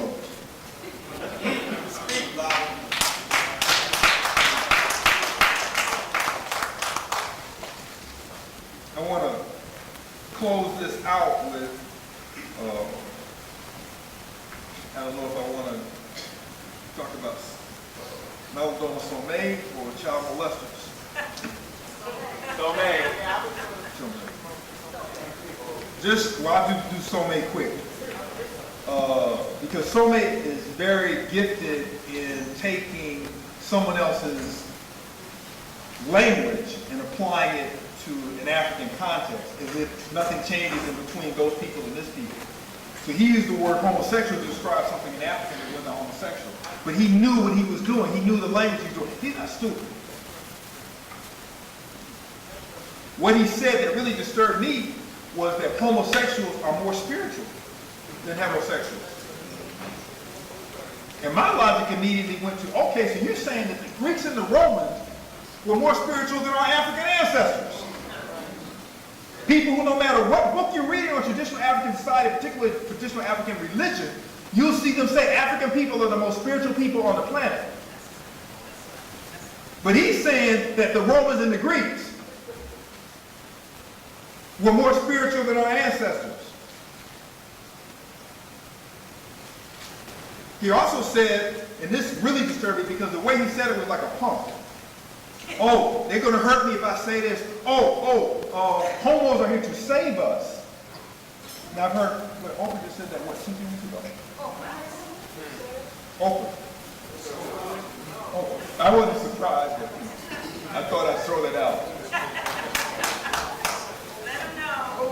He said that the homosexuals are here to save us, and that we need to protect them and start treating them up high, because they're here to save us. The article is out of Men magazine. I can send you the website. I have a copy at home. And Men magazine, of course, is run by a group of white males. And to be a white male means that you are 1 plus 1. Statistics. There's 3 statistics for people to think about. And people have questioned me on these statistics, doubting Thomas's. These came out of the Department of Justice, Bureau Department of Justice. They keep statistics for the FBI, they keep statistics for everybody. Department of Justice. And of course, we know that when we're talking about the negativity of Europeans, then we're talking about undercounts. And these statistics are about 15 years old. And we know that things have gotten worse, unless we've been walking around some seriously dense blinders on. 4 million child molesters in this country. 4 million, this is their statistics. 4 million child molesters in this country now, or 15 years ago. 4 million. 4 million. Sister was talking the other day about how somebody was laughing at her because there's a child molester who's registered, he's in her neighborhood according to this map, and she typed his neighborhood up in the computer. Like 3. Usually, these child molesters abuse between 30 and 60 children by the time they are first caught. U.S. Bureau of the Census, Department of Justice statistics. Not U.S. Bureau of the Census, Department of Justice statistics. By the time they're first caught, 30 to 60 children they have touched. We got to do some exponential math here. Lifetime average, I'm going to close on this. The lifetime average of children molested by a single child molester is between 70 and 380. These are careers. A rapist doesn't rape and then stop. He continues, a person who robs doesn't just rob a store and then stop. No, these become careers for most. The child molester doesn't molest one child and then stop. They're not satiated, they're not satisfied. You can't be satisfied in the West. There's no such thing as completion. You must continue to exploit until there is no more. That's the Western way. Watch our children.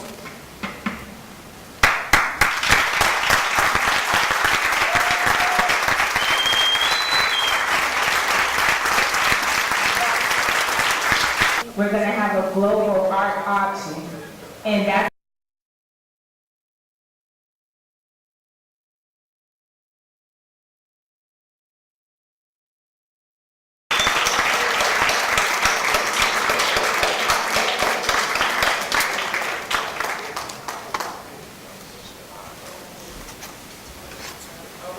Give him a hand again. Welcome.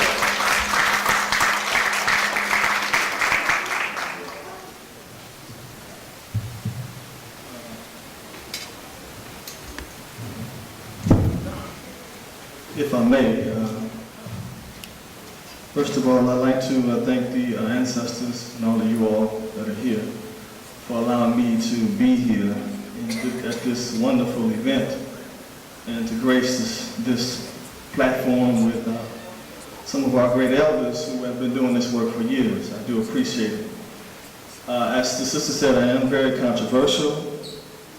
These pictures that I have to show you is going to get the room pretty hot, so just get ready. But I will do as I've seen people come before me do. I will ask the elders, may I have permission to speak? Thank you. Now, I do have a book called The Definition of a Broke Ass. And I will be defining, it has nothing to do with money, so don't think that. I will be defining what I'm talking about, or the slides will define what I'm speaking on. The medical side of homosexuality, that's what I'm going to be talking about. That's a section in my book. For those of you all who can see, this is the book here. I am taking orders for the book. I don't have any with me at this particular point in time. I do have a website that will be up tomorrow, and you can order the book, or you can get an ebook, or you can order some books from me tonight, and I will make sure that Sister Ngozi gets the books. I will ship them here to her. So, all right, thank you. Okay, let's go to the next slide. Deal with this homosexual issue. There was a time in Chicago, I wasn't living there at the time, but when they had homosexuals, this is sensitive to some people, but when they had homosexuals, they took the homosexual up on the second floor, opened the window, and seen if he could fly. And did not care what happened when he hit the ground. It's just some man stuff here, seriously. Manhood in the so-called black community has been under attack. Where are the men who will go out here and deal with this situation? Sometimes, sorry said, but there's some heads that got to be cracked. You're going to set order in your, this is where I get controversial. But oh well, I'll take that stance. The ancestors gave me this. And I don't believe in a man molesting a little child. But this is where they're going. They're sick. A lot of them are hurting. A lot of our people are hurting because we molested. And when they came to us, we didn't say nothing. Come on now. Keep that quiet. It's family business. What the hell you mean it's family business? Huh? Do you know how many women I have been in relationships with in my life that were molested? Uncles, grandfathers, stepfathers. What is this here? We all family, right? Let's talk about it. What you gonna do about it? That's the thing. And it's still happening today. Men are molesting these boys right now, today. As we speak right now, somebody's molesting a little boy. That's serious business. Am I out of time, sisters? Okay, great. But that's what we are. They are molesting little boys. When did we become so desensitized? Like the little child don't even matter anymore. Really? I was riding through the city of Chicago. I'm telling you how mental we are. Crazy, deranged. Riding through the city of Chicago one night in my car. I happened to look up to the right. Bunch of little young brothers out there, no more than 10, 11 years old. The little boy just took his pants and just pulled them all the way down and spared his whole rear end at 9 or 10 years old, right on the corner. Where did he get that from? Huh? Learned behavior. And I'm going to tell some of you sisters, you better pay very close attention. Since these white folks have destroyed our families, I'm going to tell you, I got to tell it to you. You may not want to hear it, but I'm going to tell it to you anyway. All that is other fish in the sea stuff, if you got a good man, you better stay with him. I'm telling you.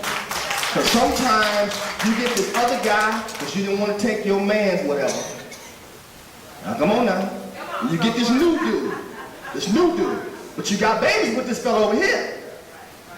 This fellow over here don't care nothing about them babies over there. They're not mine, the Negro will say. They ain't mine, I don't care. Huh? And they've been doing this for years, right? Sneaking in the room. We seen it on Precious, right? Sneaking in the room where the other girl is at. Matter of fact, that was his own biological daughter. Huh? This is how sick and twisted we are since we have integrated with these Europeans. Crazy. Lost our mind. What's going to happen? How many of y'all heard the story of Sodom and Gomorrah? Right. Now some will say that the white man wrote the Bible. I tell you what he didn't write that part. Because he is a homosexual, a sodomite by nature. There's no way he's going to write himself out of existence. Because in our culture, we don't deal with that. It's a stern hand, period. And I'm telling you, brothers, if we don't get a stern hand, get a hold on this, I don't know what to say. It's going to come to the point where men, listen to what I'm telling you. It's going to come to the point where men are not going to be safe walking the streets.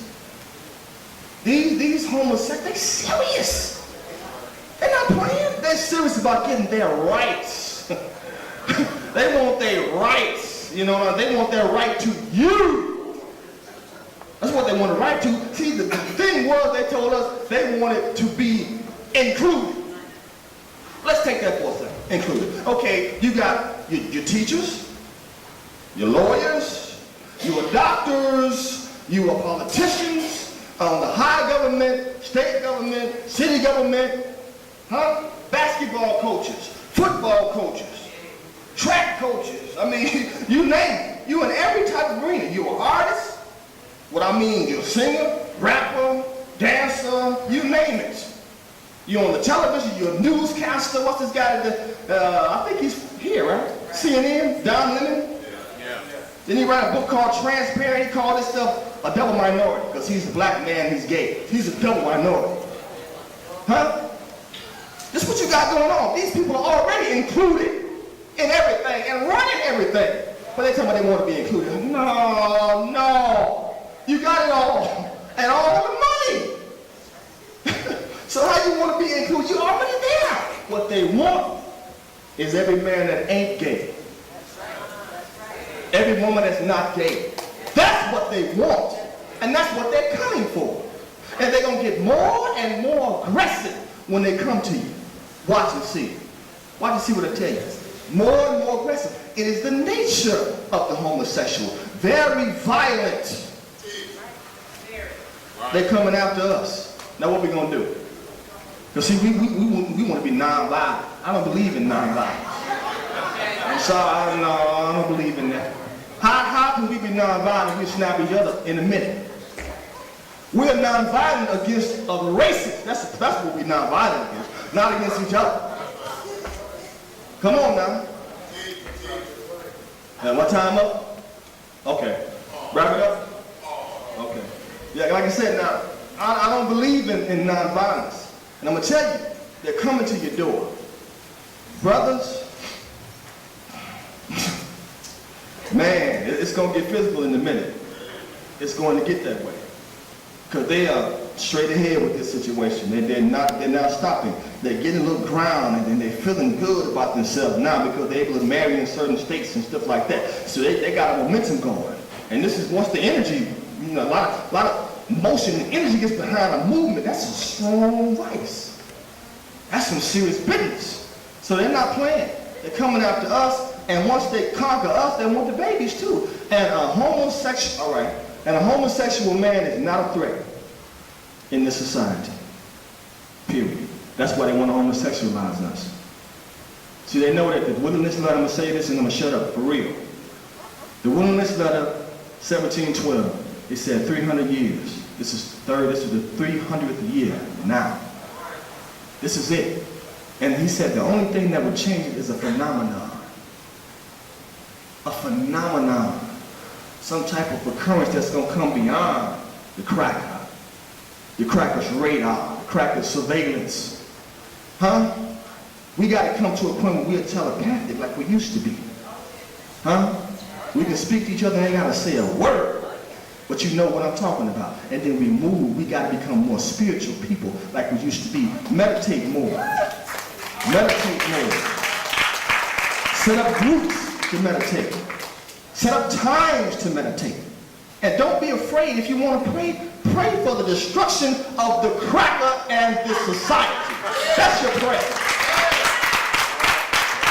That's what I pray. Thank you.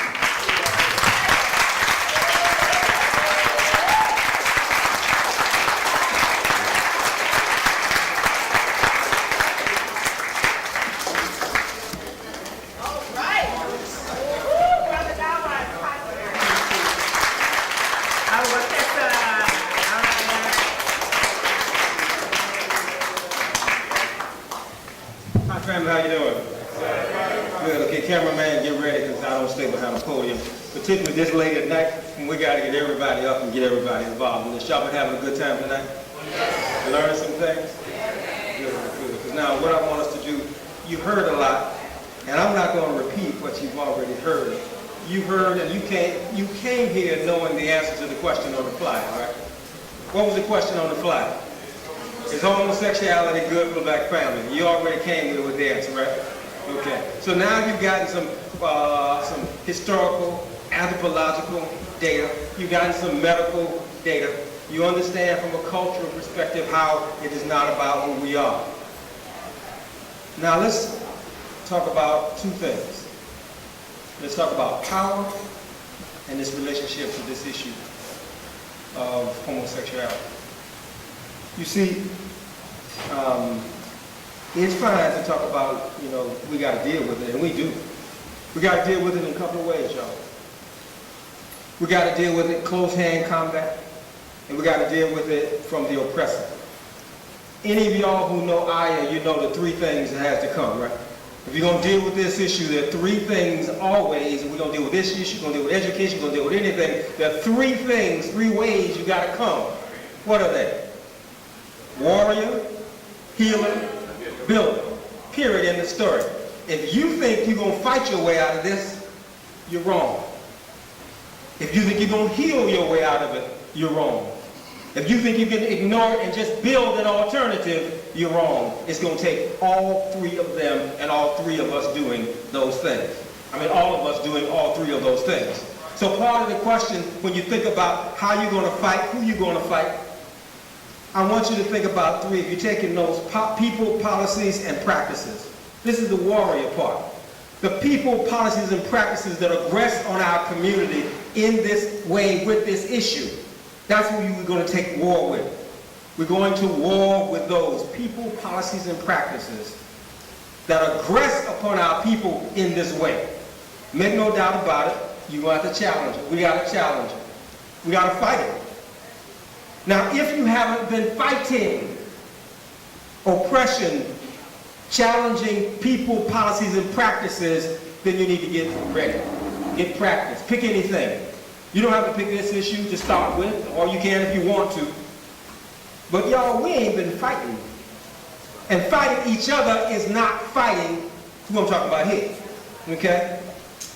Coming down on each other is not fighting those people, policies, and practices who aggress on our people with this issue and other issues. You don't like Ritalin in schools? How many of you don't like that our folks have been, our children have been drugged? Well, then guess what? Take up that fight.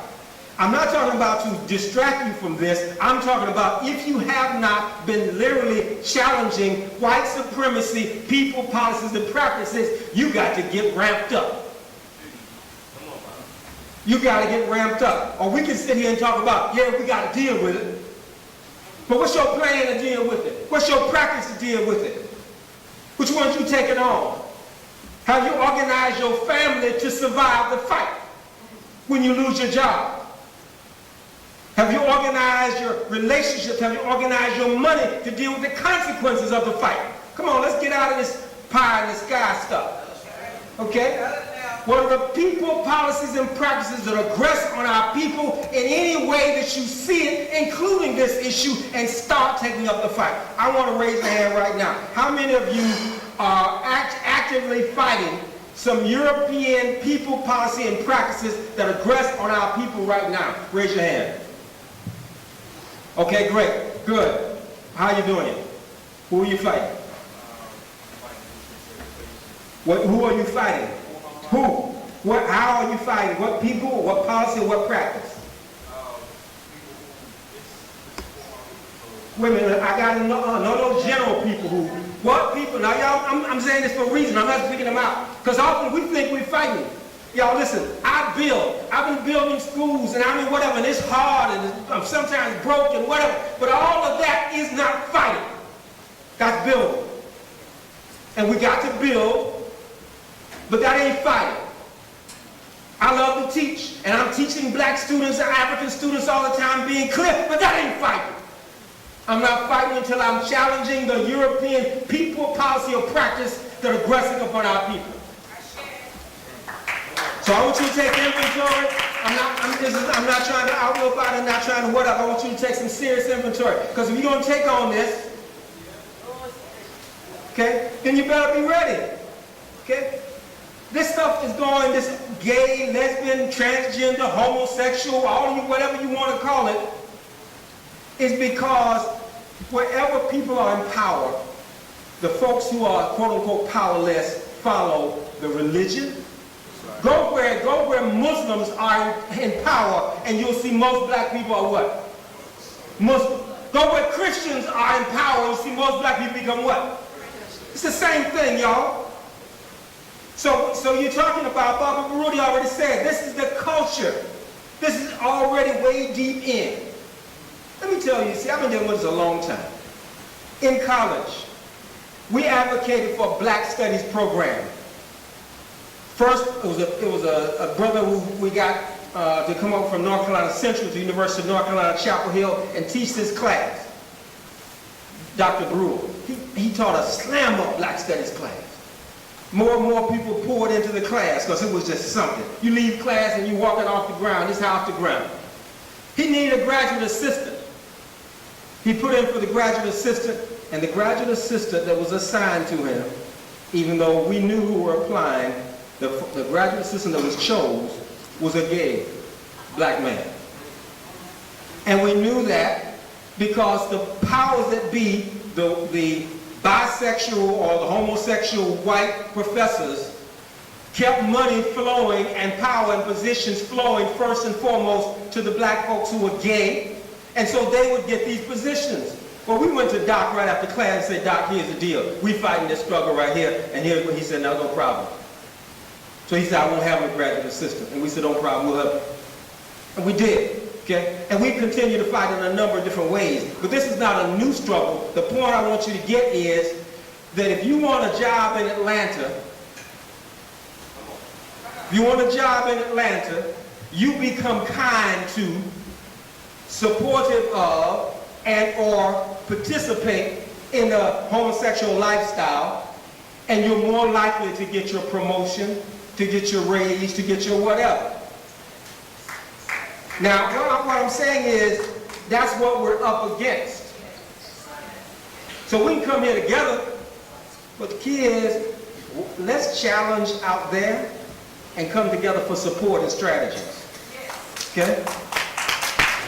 Now listen, this is not about, y'all, we haven't fought in a long time, then we need a safe place to come when we're learning to fight again.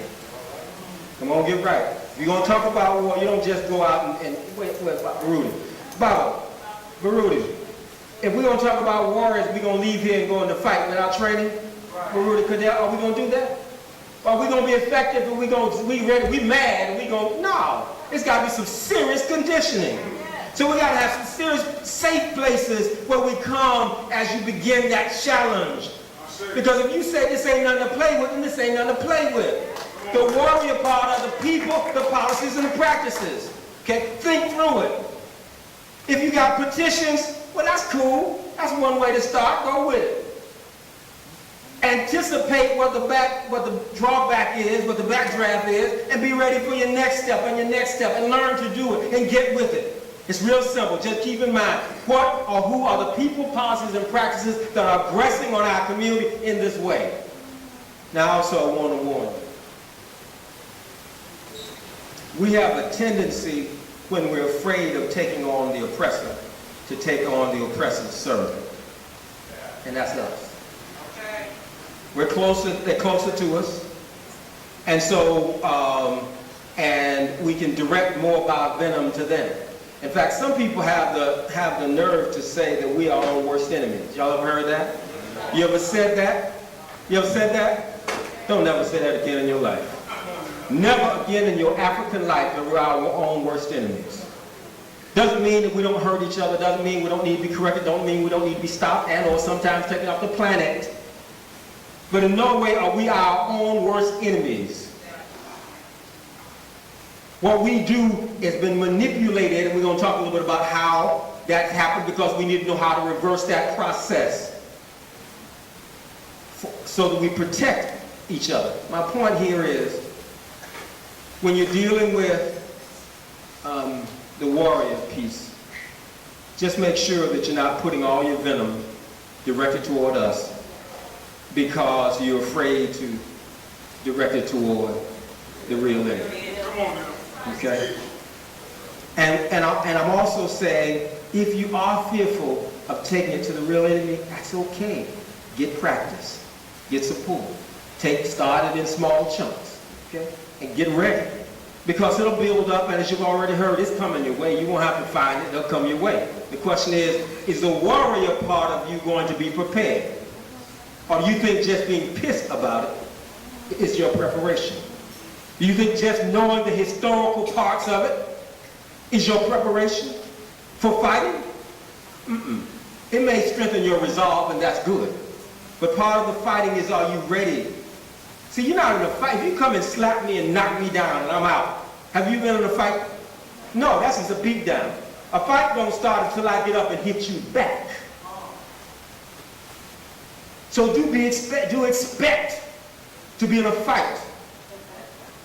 If you have not been in a fight, a political fight, where you are challenging people who hit back, then get ready. That's the warrior part. All right? I'm going to leave that aside for a minute. All right? That sounds good? Give me a hand on that. All right? Okay. Now, I'm sensitive to the time, so I may hit a slide or two, but I also know you've been sitting on these hard chairs for a long time. Okay? So I'm going to try to cut right to it, for tonight. And DJ, don't put me last on a long night like there's no more. Now, the next part, I said warrior, healer. I want to talk about this because most of you, how many of you have someone who identifies as or practices a gay, lesbian, homosexual, transgender, bisexual lifestyle in your family? Okay. Do you know them? Okay. Are you in touch with them? You ever cross paths with them? Okay. So now, coming out of tonight with all this information, what are you going to do? Hold it. Let me just get a couple people. You raised your hand, didn't you? Yes, you. Yes, ma'am. Come on. Okay. So what we're going to do here, see, because I want you to begin to identify, I want you to be thinking about, you had all this wonderful information. Now, I know this is hard, but I'm going to have y'all switch roll. Come on over here. I'm going to block the little slide. Okay? No, I tell you what, I'm going to play that other piece, so we'll use the plant, so I don't have to put that on, okay? Okay? All right. Tell the folks your name. Johnny Zaki. All right. Now, you're going to pretend that book right there, who is the person in your family? That is your niece. What's her name?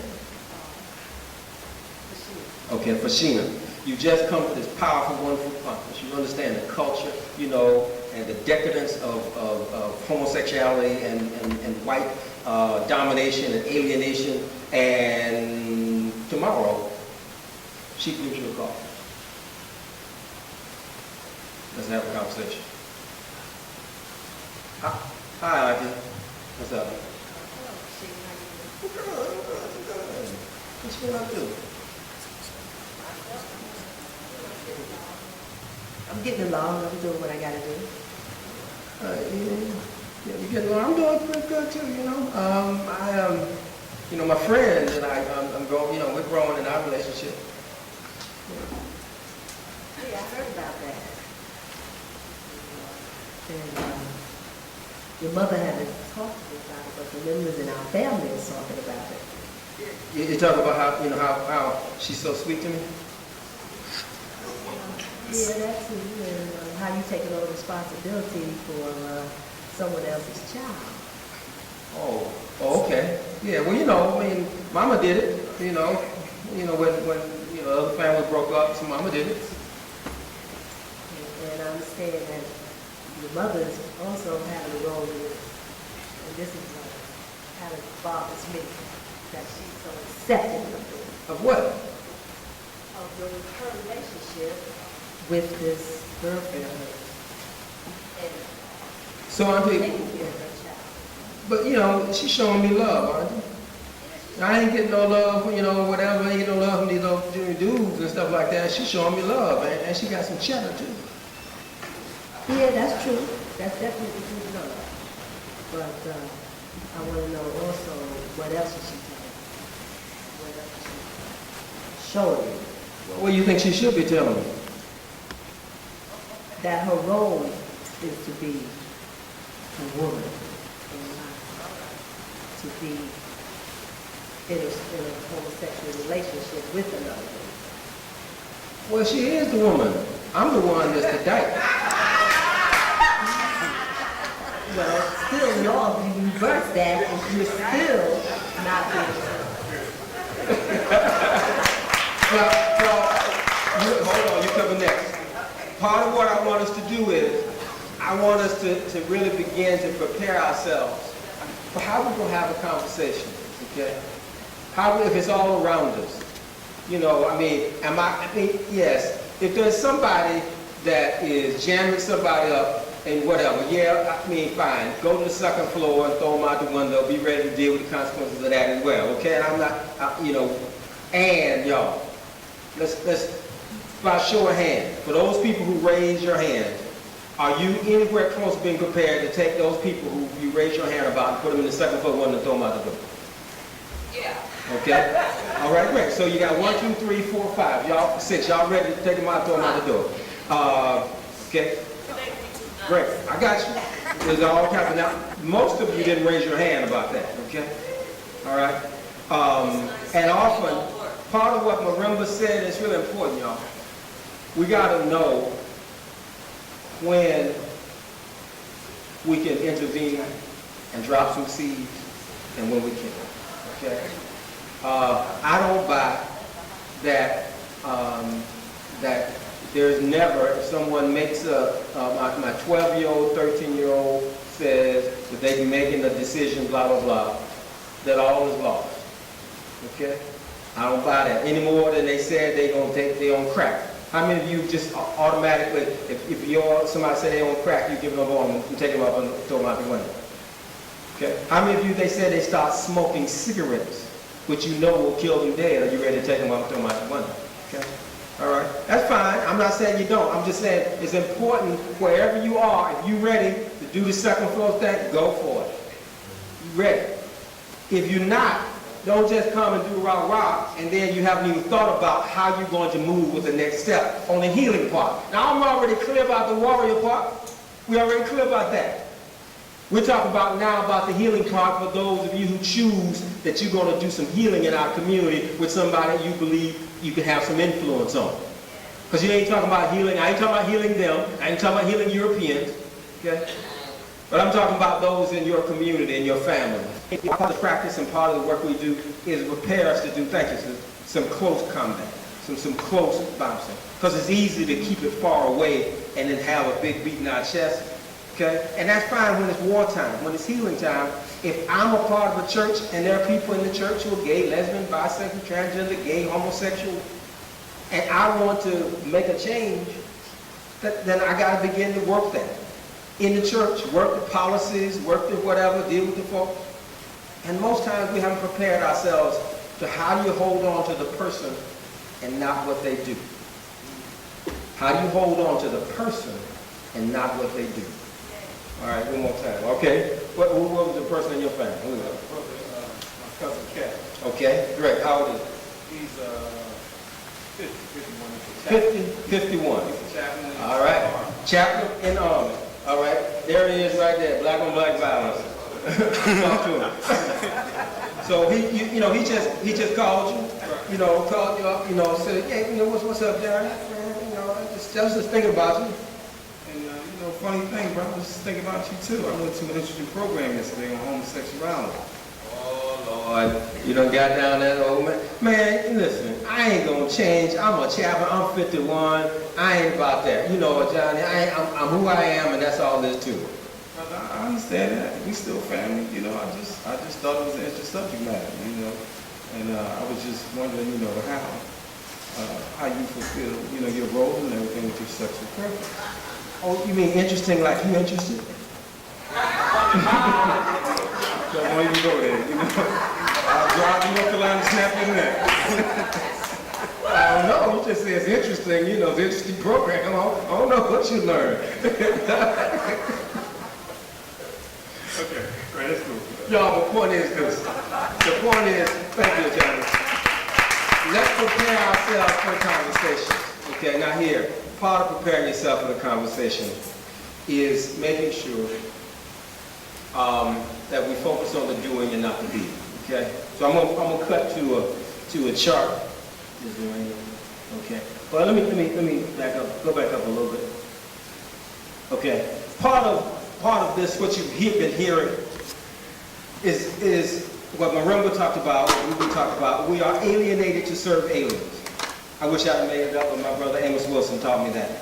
We're alienated from our culture and our ways so that we can serve aliens. We're alienated from our way in terms of what sex is and what procreation is and the value of that, okay? And love and sex between a man and a woman. We're alienated from that way so that we can serve aliens. But this is not the only way. Go to the next one. We've been alienated to serve aliens. Hit it one more time. Yeah, let it roll. These are other aliens. See, it's alien behavior. And other aliens, we're alienated to serve aliens. And of course, Baba Clark would say, I'm not trying to take away your God because you didn't want yours in the first place. Okay? That is, it doesn't matter. We're alienated from our religion or spiritual beliefs. We're alienated from our cultural way. We're alienated from this way. That's part of what you've been learning the whole time. All right? So part of what we got to do is heal the alienation from our way. What we like to do is to call it out. Yes, we've alienated. Yes, we've lost our way. Yes, black people participate in this. Okay, fine. You got that. Now what are we going to do to heal the alienation?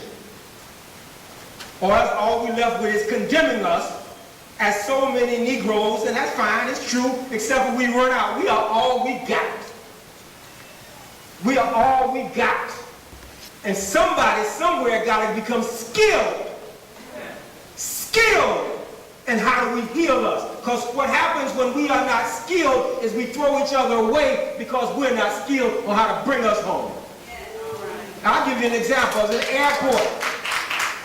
A kid running, fell down, bumped his head on the plastic chairs, hit a temple. Blood gushed everywhere. Everybody went that way. There was a woman who was a nurse. She ran right toward him, and she said, let me put my hand right there, because she knew where to put the hand to stop the bleeding. The difference is the people who didn't know where to put their hand, they saw the blood, and they went. Because she knew where to put her hand, she went toward the brother, and he's living today. Do you know where to put your hand? Do you know how to touch a heart? Because you got to do it. This is just symptomatic. Part of what I'm trying to get to is this alienation sets us up for manipulation. This gay, lesbian, homosexual is just one part of an alienation to serve aliens. And you can use this, if this is your one of choice, if this is the one that gets your angst, then use this to learn how to heal that. for those who you want to, for those who you think is fine. If you think they're beyond it, throw them out the window, fine. But short of that, get your skill together, know where to put your finger. Know what is the basis of this alienation and how you interrupt it. Move on to the next one. Okay, I got to move on to the next one. I want you to go through, all right, go back one. Okay. That is, how do we heal the wounds of oppression? Both the presence of those who choose same-sex partners. Also, check this out. How do you, that second bullet, how many of you know some of our people who are suffering from that? The belief that we're not good enough. Yeah, everybody ain't raising their hand? Because guess what? That's every one of us in here. The only question is, in which way has that alien idea been implanted in you? There's not an African person in the United States that's been raised here that doesn't have that belief in some shape, form, or fashion. If you don't know it in you, find it, start healing it as your practice so you know where to put the hand. Okay? And the next one. Healing, wounds of oppression, the fears of becoming our real powerful selves. You know, in this society, there are reprisals. Brother Darwin said, being homosexual male is not a threat to white men's power. Being African, being an African, straight up African man or woman in all of our straight African power is a threat to the society. Okay? So if it's a threat to the society, that means fear has been instilled in you and me from being it. Come on now. See, you can go the other way, which is fine. It's true. You can clap on that. But also just deal with what, if I'm a threat to society, I mean, if you're challenging me and you're a threat to me, then my response is going to be to lay some leather on you or put some kind of threat to you, put some fear in you, so that that threat won't be realized, right? Okay? So now, given that, then let's find where that fear is. Not pretending it ain't there. That's all.